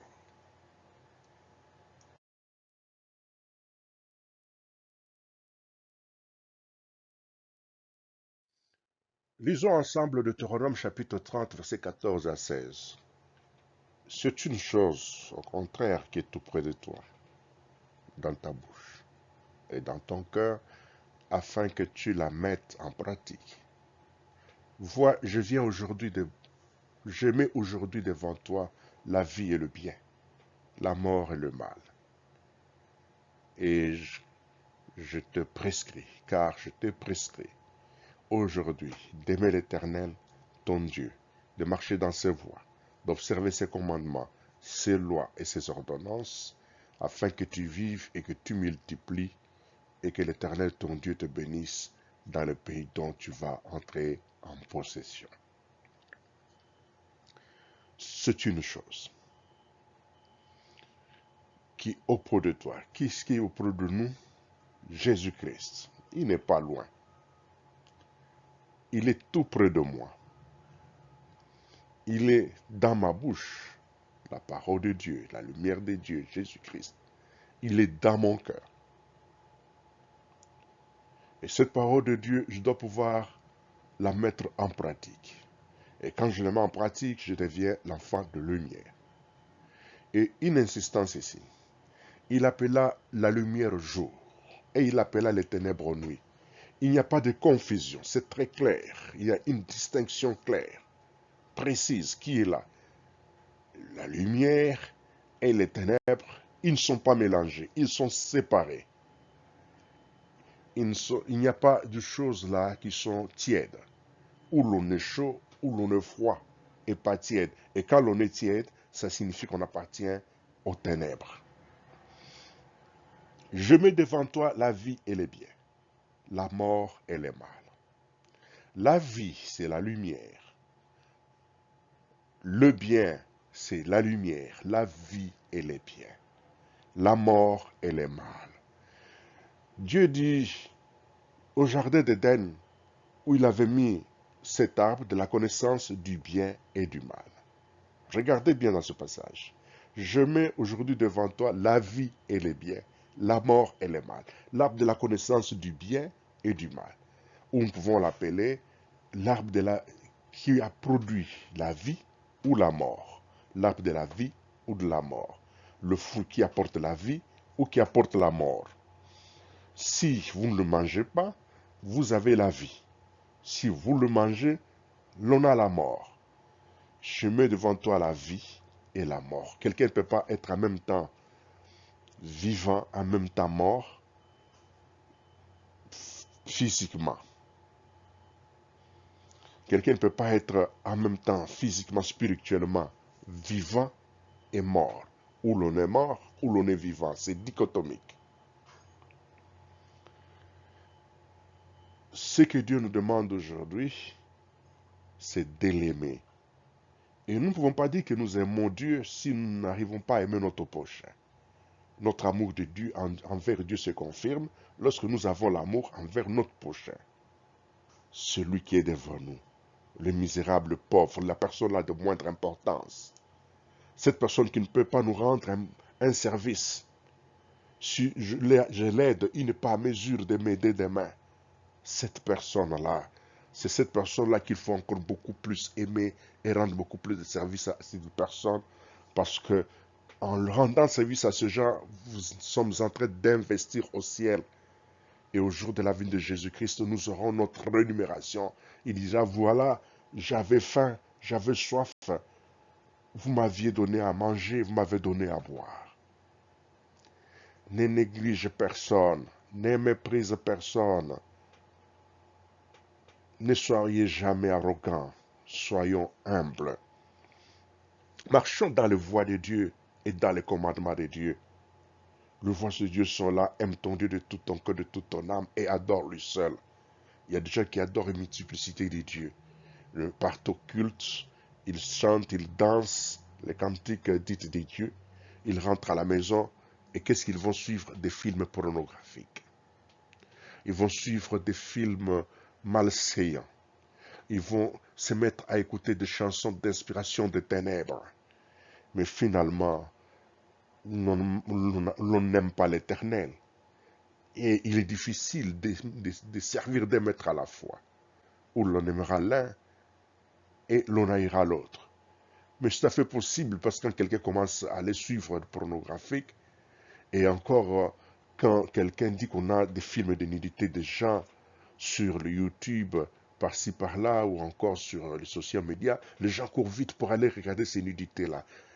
Et lorsqu'on regarde son nudité, on se retrouve automatiquement sous l'envoûtement et la malédiction et le service du diable sans le savoir, parce que c'est l'esprit qui est capturé, qui tombe dans les filets de l'oiseleur. Il faut garder les commandements de Dieu. C'est lorsque l'on garde le commandement de Dieu que réellement Dieu est aimé.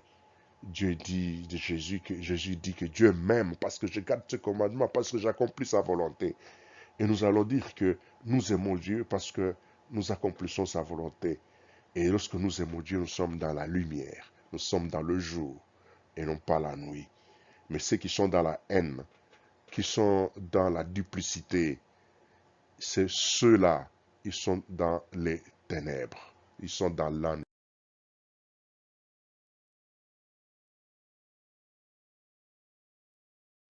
Dieu appelle la lumière jour, il appelle les ténèbres nuit, c'est-à-dire qu'il n'y a pas de confusion ou de demi-mesure dans ça. Jean chapitre 12, verset 35 dit, Jésus leur dit, la lumière est encore pour un peu de temps au milieu de vous. Marchez pendant que vous avez la lumière, afin que les ténèbres ne surprennent point. Celui qui marche dans les ténèbres ne sait où il va. Si aujourd'hui tu entends la parole de Dieu, ne la repousse pas pour demain. Elle est là pour ton bien. Elle est là pour mon bien. C'est en cet instant que je dois prendre ma décision. Ce n'est pas pour demain. Ce n'est pas pour après 5 minutes ou 10 minutes. C'est maintenant. Parce que cette lumière est encore pour un peu de temps au milieu de nous. Nous sommes la dernière génération. Il n'y en aura pas d'autres. Et bientôt Jésus vient et ça sera la fin de toutes choses. Et tout ce que nous sommes en train de vivre aujourd'hui concourt à la fin de toutes les choses. Nous avons eu une grande pandémie. La Bible le déclare. Déjà, il le montre dans l'Apocalypse. L'expansion des maladies, des épidémies, de la famine, des catastrophes, des tremblements de terre. Toutes ces choses-là, ça nous montre des signes de la fin. Nous avons des raz de marée par-ci, par-là, les tsunamis. Mais ce sont des signes qui nous montrent que nous sommes cette génération de la fin. Ça ne sert à rien d'hésiter. Dieu nous a donné la science pour comprendre. Et vous voyez tout ça. C'est Dieu qui nous dit quand vous verrez toutes ces choses, vous saurez que le temps de la fin est proche, que le temps de Jésus-Christ s'approche. Lorsque nous sommes en hiver et que nous devons passer vers l'été, il faut avoir une transition avant d'arriver à l'été. On verra les arbres qui avaient séché, qui avaient perdu de fleurs, commencer à donner de fleurons.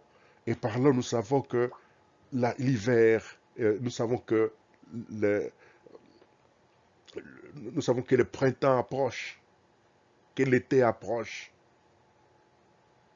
et que la période de la moisson, que la période de la floraison vient. Et en ce moment, de belles fleurs vont apparaître, de beaux arbres qui vont joncher nos rues. Et c'est ce que Jésus dit, mais comment on pouvait arriver à mieux comprendre pour ce qui se passe sur cette terre et ne pas comprendre ce qui est du ciel? Pour ce qui est du ciel, c'est flairant, qui nous montre que le temps de Jésus est proche, que le temps de la lumière tend vers la fin. C'est les tsunamis.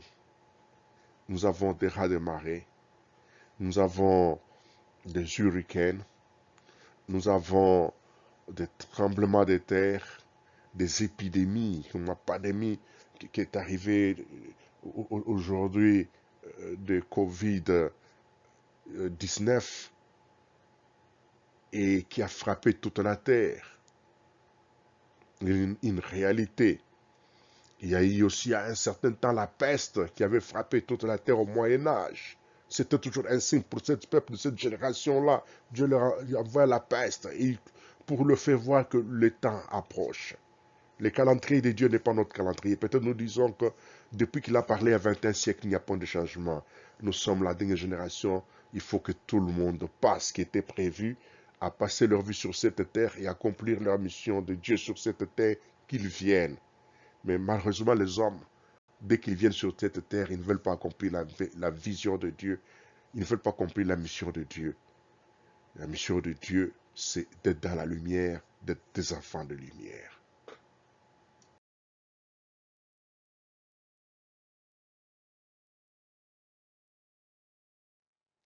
Dieu appela la lumière jour et il appela les ténèbres nuit. Jean 12, 36 dit, pendant que vous avez la lumière, croyez en la lumière, afin que vous soyez des enfants de lumière. J'ai dit ces choses, puis il s'en alla et se cacha loin d'eux. Jean 12, 46, je suis venu comme une lumière dans le monde, afin que quiconque croit en moi ne demeure pas dans les ténèbres. Si nous disons que nous sommes en communion avec lui et que nous marchons dans les ténèbres, nous mentons et nous ne pratiquons pas la vérité. Il y a une grande distinction qui est faite entre la lumière et les ténèbres. Nous avons un royaume de lumière, nous avons un royaume de ténèbres. Et nous ne pouvons pas avoir une citoyenneté double, être une double citoyenneté. Vous appartenez à l'état A, à l'état B, ensemble, c'est une confusion. La citoyenneté spirituelle, elle est exclusive. Ou l'on est du royaume des lumières, ou l'on est du royaume des ténèbres. Pendant que vous avez la lumière, croyez en la lumière, afin que vous soyez des enfants de lumière. La lumière, elle est là. C'est Jésus-Christ qui nous apporte la vérité, le chemin de la réconciliation avec Dieu, de la repentance et de la conversion pour servir notre Dieu. C'est ça le chemin de la lumière, de ceux qui obéissent à la parole de Dieu, qui la pratiquent, des évangiles. La première chose d'abord à faire, c'est d'obéir aux évangiles, de pratiquer aux évangiles. Et beaucoup de prophètes ont reconnu la véracité des évangiles. Ils pratiquaient les évangiles. Les évangiles signifient la bonne nouvelle. Dieu nous apporte la bonne nouvelle du salut, parce que nous sommes destinés à la mort. Nous sommes destinés au feu éternel, à l'étang de feu éternel. Il veut nous arracher de ça. Il nous donne une année de grâce, une année de paix, une année de réconciliation, afin que nous soyons sauvés. C'est une bonne nouvelle. Annoncer à ceux qui sont malades leur guérison, apporter la délivrance à ceux qui sont emprisonnés, apporter la paix à ceux qui sont affligés. Ça, c'est l'évangile de Jésus. Et les enfants de lumière, quand ils reçoivent Jésus-Christ, ils jouissent de tout ça. Et lorsqu'on a la lumière, nous avons une bonne compréhension de notre vie, de la réalité de notre vie, pourquoi nous vivons, d'où nous venons, où nous sommes et où nous partons. Ici, nous avons des réseaux. Il y a le réseau de la lumière et le réseau de ténèbres. Où l'on appartient à ce réseau de lumière, on appartient à ce réseau de ténèbres. Et ainsi Jésus est venu dans le monde afin que quiconque croit en lui ne demeure pas dans les ténèbres, qu'il ne soit pas de la nuit, mais qu'il soit enfant de Dieu. C'est sa raison d'être. Il n'y a pas deux personnes qui puissent accomplir une pareille chose. Il n'y a que Jésus seul qui est à mesure de le faire. Beaucoup dans leur philosophie pensent et tendent à être parfaits et meilleurs, mais on ne peut pas l'être en dehors de Jésus-Christ, parce que c'est la seule voie, c'est le Dieu Tout-Puissant lui-même. Si nous disons que nous sommes en communion avec lui et que nous marchons dans les ténèbres, nous mentons et nous ne pratiquons pas la vérité. Beaucoup disent, je donne mes dîmes, je supporte la famille du pasteur, je supporte les évangélistes, je supporte l'œuvre de Dieu. C'est depuis ma naissance que je suis chrétien. On n'est pas chrétien depuis la naissance, on le devient. Ça s'acquit en écoutant la parole de Dieu. Le salut n'est pas héréditaire, le salut est acquis en écoutant l'évangile de Jésus-Christ. Ainsi, on ne n'est jamais chrétien, nous devenons chrétiens. Nous devenons enfants de Dieu, non pas né selon la chair, laissant la volonté des hommes, mais selon la volonté de Dieu. Ce qui est né de la chair, il est né de la volonté des hommes, mais ils ne sont pas nés de l'esprit. Jésus dit à un grand docteur un grand docteur, il lui dit ceci, parce que si tu n'es né de nouveau, tu ne peux pas hériter du royaume des cieux. Il dit, tel que je suis, je vais revenir dans les seins de ma mère et renaître. Jésus, toi, tu es un grand docteur d'Israël. Comment tu ne peux pas comprendre ça? Et Jésus dit, il faut naître de nouveau. Et c'est ça, naître de nouveau. Ce n'est pas héréditaire. Qu'on ne vous trompe pas que je suis de telle dénomination d'origine. Je suis né en ça. Ce n'est pas vrai. Et quand vous faites là, nous sommes tout simplement des menteurs et nous ne pratiquons pas la vérité. Lorsqu'on demeurera en communion avec Dieu, il y a l'amour à l'égard du prochain qui prime. Et par là, se traduit l'amour à l'égard de Dieu que nous ne voyons pas. Voyons Dieu dans notre prochain, parce que le prochain est l'image de Dieu. Comme quand vous avez l'ambassadeur de tel pays dans votre pays, dès que vous le voyez, vous êtes en train de voir son pays, parce qu'il est l'ambassadeur de ce pays, il est l'image de son pays, il est la représentation de son pays, il est, ce nous disons, l'envoyé de ce pays. Alors toute personne que vous verrez est une représentation de Dieu. Quand vous le verrez, vous direz ça, c'est Dieu lui-même qui est là. Et quand nous comprendrons ces choses, nous saurons que nous sommes enfants de lumière.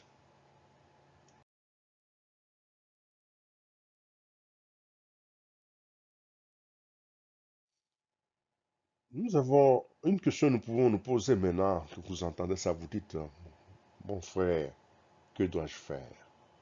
Lisons Jean chapitre 1, verset 11 à 20, et puis verset 33 à 34. Il est venu chez les siens, et les siens ne l'ont pas point reçu. Mais à tous ceux qui l'ont reçu, à ceux qui croient en son nom, il a donné le pouvoir de devenir enfants de Dieu, lesquels sont nés non du sang, ni de la volonté de la chair, ni de la volonté de l'homme et de Dieu. Et la parole a été faite chair, il habitait parmi nous plein de grâce et de vérité, et nous avons contemplé sa gloire, une gloire comme la gloire du Fils unique, venu du Père. Jean lui a rendu témoignage et s'est écrié, c'est lui dont j'ai dit, celui qui vient après moi m'a précédé et il est enfant de Dieu. Et lorsque les disciples de Jean entendent dire ce que Jean leur disait, ils ont quitté Jean pour aller suivre Jésus, parce que Jean leur a clairement dit, c'est lui dont j'ai dit, celui qui vient après moi m'a précédé et il était avant moi. Et il parlait de Jésus-Christ. Et les anciens disciples de Jean vont le suivre, vont marcher avec Jésus. Et nous, vous aussi, parce que nous entendez ça, moi aussi parce que j'entends ça, nous aussi parce que nous entendons ça, qu'est-ce que nous devons faire? Laissons toutes choses que nous faisons, qui sont en train de nous distraire, suivons Jésus.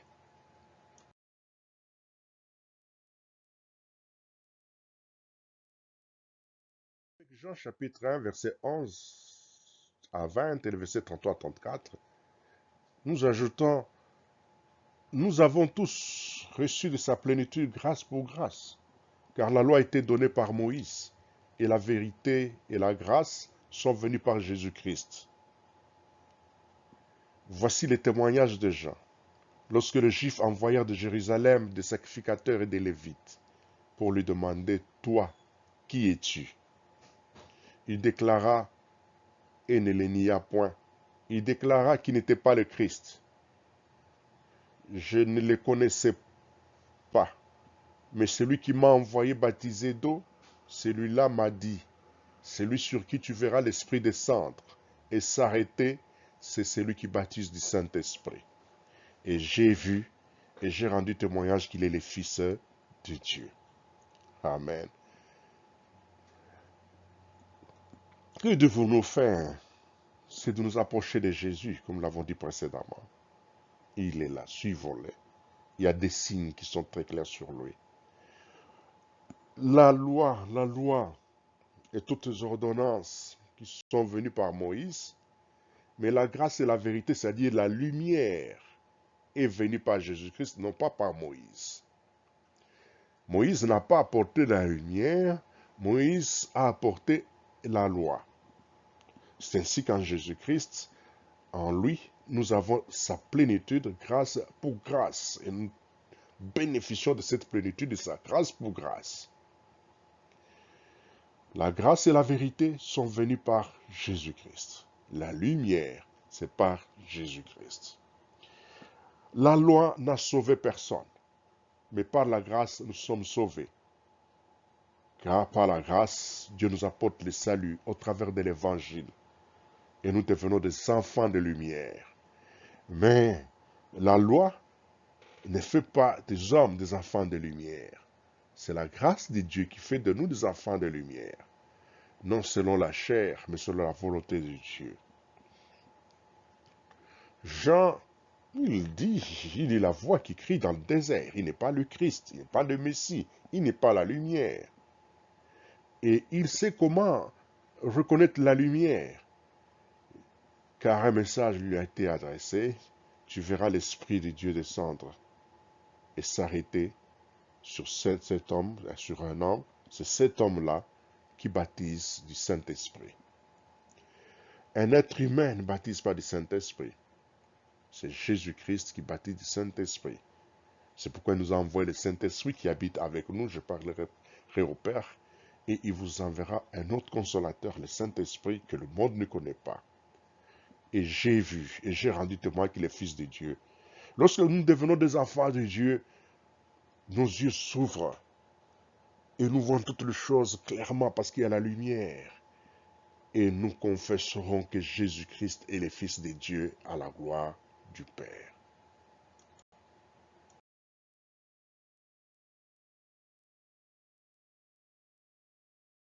Avec l'élément que faire. Pour cela, lisons Zacharie chapitre 12, verset 10.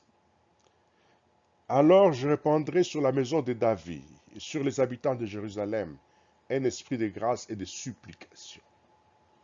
Et ils tourneront le regard vers moi, celui qu'ils ont percé. Ils pleureront sur lui comme on pleure sur un fils unique. Ils pleureront amèrement sur lui comme on pleure sur un premier-né. Voici, je répandrai sur la maison de David, sur les habitants de Jérusalem, un esprit de grâce et de supplication. Et ils tourneront le regard vers sur moi. Qui va répandre sur la maison de David l'esprit de grâce? Mais c'est Jésus-Christ. Jésus-Christ, alors Jésus-Christ répandra sur la maison de David et sur les habitants de Jérusalem un esprit de grâce et de supplication. Et ils tourneront les regards vers Jésus-Christ, celui qu'ils ont percé. Ils pleureront sur Jésus-Christ comme on pleure sur un fils unique. Ils pleureront amèrement sur Jésus-Christ comme on pleure sur un premier-né. Voilà comment cette clarté se présente dans ce verset donné par le prophète Zacharie dans l'Ancien Testament de longues années bien avant la naissance de Jésus-Christ. Lorsque nous devenons des enfants de lumière, nous sommes sous la grâce de Dieu. nous sommes sensibles au mal puisque nous ne l'acceptons pas. Nous trouvons que nous sommes coupables et que nous sommes coupables, nous sommes pécheurs. Et en reconnaissant que nous sommes coupables et sommes pécheurs, nous établissons la justice de Dieu. Nous reconnaissons que nous sommes en terre et que Dieu est juste. Parce que quand le diable vient dire à Ève, le jour où tu mangeras de cet arbre, du fruit de cet arbre, tu seras comme Dieu, le diable traite Dieu de menteur devant Ève. Et Ève, en mangeant, il a trouvé que Dieu était menteur, qu'il était injuste, ce qui était du mensonge. Et ici, lorsque les gens rentrent à Dieu, qui sont sous la lumière de Dieu, la grâce de Dieu, ils se rendent compte que réellement, nous sommes des pécheurs, que le diable, comme nous sommes des menteurs, que nous avons besoin de son assistance. Et cela se fera avec insistance, avec supplication, avec, avec tout l'engagement de notre cœur, toute notre âme, avec toute notre force. Nous le ferons. Pourquoi? Parce que l'Esprit de grâce est sur nous, le Saint-Esprit, pour nous amener à cette repentance. Ils tourneront le regard vers moi, celui qu'ils ont percé. Et ici, il vous montre déjà la deuxième version du Messie. Le premier Messie qui est donné à Ésaïe, c'est celui qui naît dans le berceau, qu'on va appeler le prince de paix, qui sera appelé qui va dominer sur toute chose, sur toute la terre, que nous allons appeler Emmanuel, c'est-à-dire Dieu avec nous. Ça, c'est le premier qui est venu et qui devait souffrir à la croix, car dans Isaïe, on dit, nous l'avons cru rejeté de Dieu, et pourtant c'est de nos douleurs, de nos maîtresses qui s'étaient chargés, et le châtiment qui nous donne le salut est tombé sur lui. Nous qui croyons être punis et châtiés de Dieu, et pourtant c'était pour notre salut. Et ici, dans Zacharie, l'on nous présente cette venue de Jésus-Christ qui vient. Tout le monde le sait, il vient. Et quand il vient, c'est Jésus-Christ avec les marques de la clou, l'homme qui avait les mains et les pieds percés. Ils tourneront les regards vers moi, celui qu'ils ont percé, et ils pleureront sur lui comme on pleure sur un fils. Nous aussi, nous sommes complices de ceux qui ont percé Jésus parce que nous sommes dans les péchés, dans l'iniquité comme eux. Il ne suffit pas d'avoir été ce jour-là à Jérusalem, mais c'est notre génération. Et c'est le temps de nous repentir sincèrement, de dire une fois pour toutes, nous nous détournons de ça, nous ne voulons plus y revenir. Oh Jésus, viens nous aider. Jésus, viens nous en aide, car nous sommes incapables. Nous avons été rebelles à ton égard. Nous étions pécheurs, nous avons mené notre vie comme si elle nous appartenait, comme si nous en étions responsables. Et pourtant, c'est toi qui nous as créés, c'est à toi que nous appartenons, c'est à toi que nous devons rendre compte. Et nous avons cru que cette terre était pour nous, et que ce pays était ma nation entièrement pour moi, et que je pouvais résister aux autres pour défendre la cause de ma nation. Oh Dieu, je sais que j'étais dans l'erreur. Ma nation et toute la terre t'appartiennent, c'est à toi. Je n'ai point rien à porter sur la terre, je n'emporterai rien. Pardonne mes péchés, pardonne mes iniquités. Oh Jésus, pardonne-moi, pardonne-moi, je péché contre toi. Oh, voilà ce qui est arrivé ce jour-là à Jérusalem. Ils avaient le cœur meurtri. Oh mon frère, que devons-nous faire?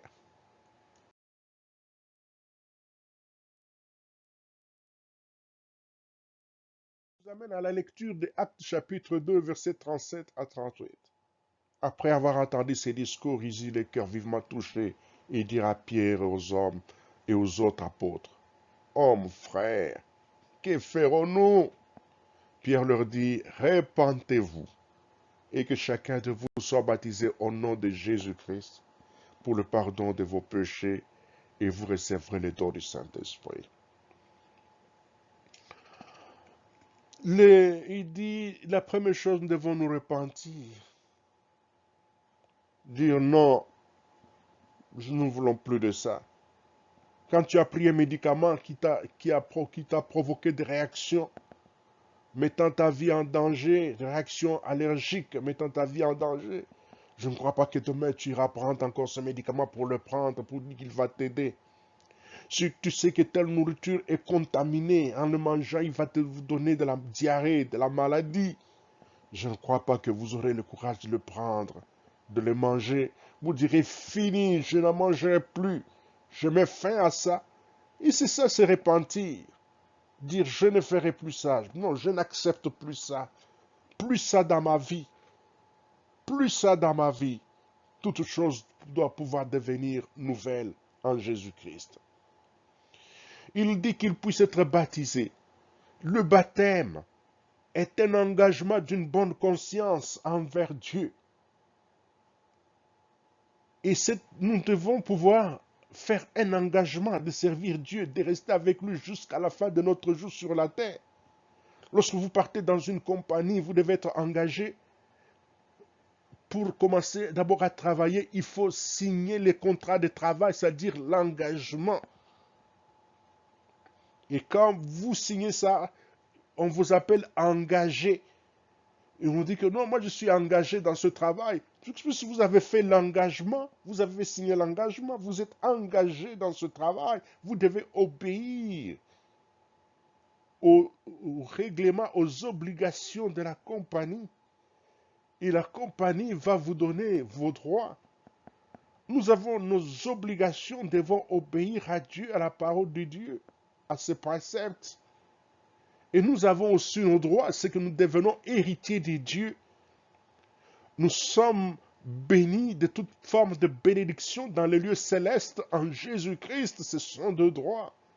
Nous devenons un peuple saint, une nation sainte, un royaume et des sacrificateurs pour notre Dieu dans l'éternité. C'est notre droit. Nous devenons un peuple qui lui appartient, des concitoyens des saints. C'est notre droit que nous avons maintenant à cause de l'engagement de cette nouvelle alliance.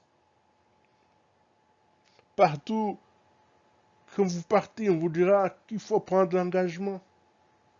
Vous voulez prendre un vol d'avion dans telle compagnie, il faut obéir aux engagements de cette compagnie en prenant ce vol, de respecter les instructions de cette compagnie pendant qu'ils vous rendent ce service. C'est un engagement. Et vous devez prendre l'engagement parce que le baptême, c'est un engagement que nous prenons à l'égard de Dieu, de le servir jusqu'à la fin. Et Jésus dit ceci, qui parmi vous, s'il veut construire une maison, ne doit pas d'abord s'asseoir, au lieu de commencer à construire, de ne pas le terminer. Et les gens diront, mais c'est un insensé. Et ceci, dans cet engagement, nous devons savoir qu'en recevant Jésus-Christ, nous acceptons de prendre sa croix. Le monde va nous rejeter. Le monde va nous trouver de fous. Le monde va nous trouver des gens sans sens et inutiles. Le monde va nous combattre. Le monde va nous malmener, nous tourmenter. Et quand vous lisez dans le livre de Daniel, on vous dit que dans le dernier temps, les enfants de Dieu, c'est ce temps que nous avons, seront persécutés, tués, jusqu'à ce qu'il y ait l'affaiblissement de la force des saints. Alors apparaîtra le grand jour du Seigneur qui mettra fin à toutes choses. Et tout cela, pour réussir, il faut prendre un engagement. De savoir que beaucoup de ceux qui servent les ténèbres ne sont pas en mesure d'accomplir cet engagement parce qu'ils aiment la facilité. Et la facilité se fait dans la corruption et dans les ténèbres. Mais nous avons un engagement à prendre. Et quand nous prenons cet engagement, nous recevons le don du Saint-Esprit qui nous donne le privilège de nous faire grandir, de nous faire croître, de nous faire parvenir à la stature du Christ, à l'état d'homme fait. D'être comme Dieu est. Dieu est 3 fois saint. Et Dieu dit, il faut être saint comme moi je suis saint. Dieu est 3 fois saint, donc il se dit quoi? Nous devons être aussi 3 fois saints. Et pour les 3 fois saints, il nous a donné le Saint-Esprit lui-même pour nous assister. Et il nous prépare à cela, à ce que nous puissions être 3 fois saints. Et quand nous sommes sur la terre, il dit que celui qui est saint se sanctifie encore davantage. C'est pour arriver aux 3 fois saints. Mais après le dernier jugement dernier, nous serons aussi 3 fois saints parce que Dieu veut que nous puissions l'être. Tel il est, tel nous sommes, tel il est, tel il veut que nous puissions l'être. Parvenir à la stature du Christ, à l'état d'homme fait. Ce sont des avantages qui proviennent de cet engagement que nous avons en Jésus-Christ.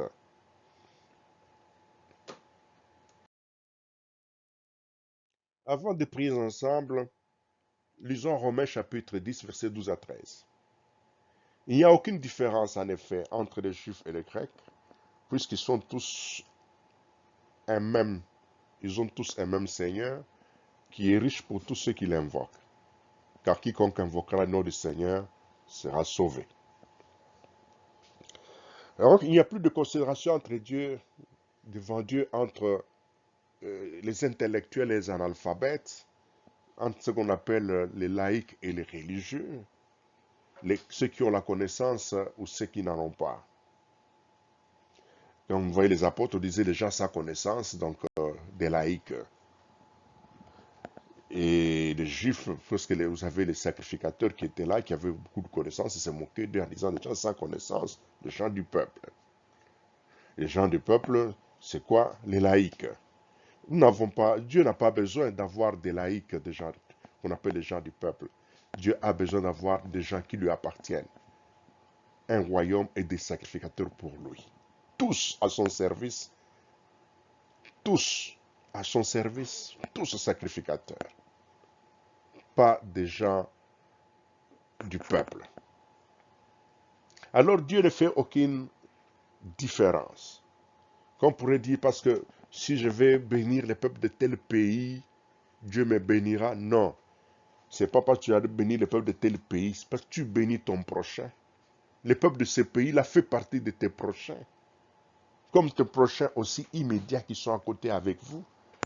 Rends ce service à ce prochain. Rendons ce service à ce prochain. Et nous allons être bénis. Il n'y a ni grec ni juif devant sa face. Parce que Dieu appartient à nous tous. Dieu dit quiconque l'invoquera, pauvre ou riche, instruit ou analphabète, quiconque le sauvera, qui l'invoquera sera sauvé. Nous allons invoquer le Seigneur pour notre salut. Pas celui qui dit, si nous invoquons le nom du Seigneur, il nous sera sauvé. Prions. Seigneur Dieu Tout-Puissant, nous te remercions pour cette parole vivante. Toi, dont les ténèbres et les chaos de la terre n'avaient pas plu, et tu avais préféré mettre de l'ordre en amenant la lumière, en séparant la lumière d'avec les ténèbres, tes enfants et ceux qui ne le sont pas, ceux qui sont de ton royaume. Et c'est toi notre Dieu qui amène le peuple du royaume des ténèbres vers le royaume des lumières de notre Seigneur Jésus-Christ. Fasse-nous grâce maintenant, Père, de nous transporter de ce royaume des ténèbres vers le royaume des lumières, afin que nous appartenions à Jésus. Pardonne nos péchés, pardonne nos iniquités, pardonne nos résistances et notre orgueil inutile. Pardonne, Père éternel, notre amour pour les plaisirs de ces siècles, que pour tes plaisirs de ta parole, pour le plaisir du Christ. Ô Père, nous ne voulons plus revenir à nos anciens péchés, à notre vaine manière de vivre que nous avons hérité de nos traditions, de notre culture, de notre société, de nos parents, de nos ancêtres. Nous voulons vivre en nouveauté des vies, dans cette vie que toi tu nous donnes. Nous voulons nous engager à toi pour toute notre vie et dans l'éternité d'être à ton service. Pardonne nos péchés, reçois-nous à ta présence. Reçois-nous à ta présence et fais de nous ton peuple. Fais de nous tes enfants. Dans le nom de Jésus-Christ. Amen. Vous pouvez nous rejoindre sur WhatsApp ou encore sur Signal au numéro 001 704 858 7450. C'est plus facile si vous êtes sur WhatsApp et Signal à partir de 001 704 858-7450. Vous pouvez nous rejoindre. Ou encore nous adresser votre email sur véritable-lumière3@gmail.com. Il ne faut pas nous téléphoner parce que le service de téléphonie n'est pas opérationnel, parce que notre centrale des appels n'est pas encore fonctionnelle, n'est pas encore construite pour permettre de recevoir vos appels et de devoir vous répondre. Nos uniques voies que nous avons aujourd'hui pour communiquer avec vous, échanger, c'est WhatsApp et Signal, et puis notre email véritable lumière 3.3gmail.com. N'hésitez pas. Si vous avez des questions et certaines préoccupations, écrivez-nous. Si vous avez senti être lésé quelque part, écrivez-nous. Nous allons échanger. Ça ne sert à rien d'aller crier ailleurs. C'est à nous qui avons parlé.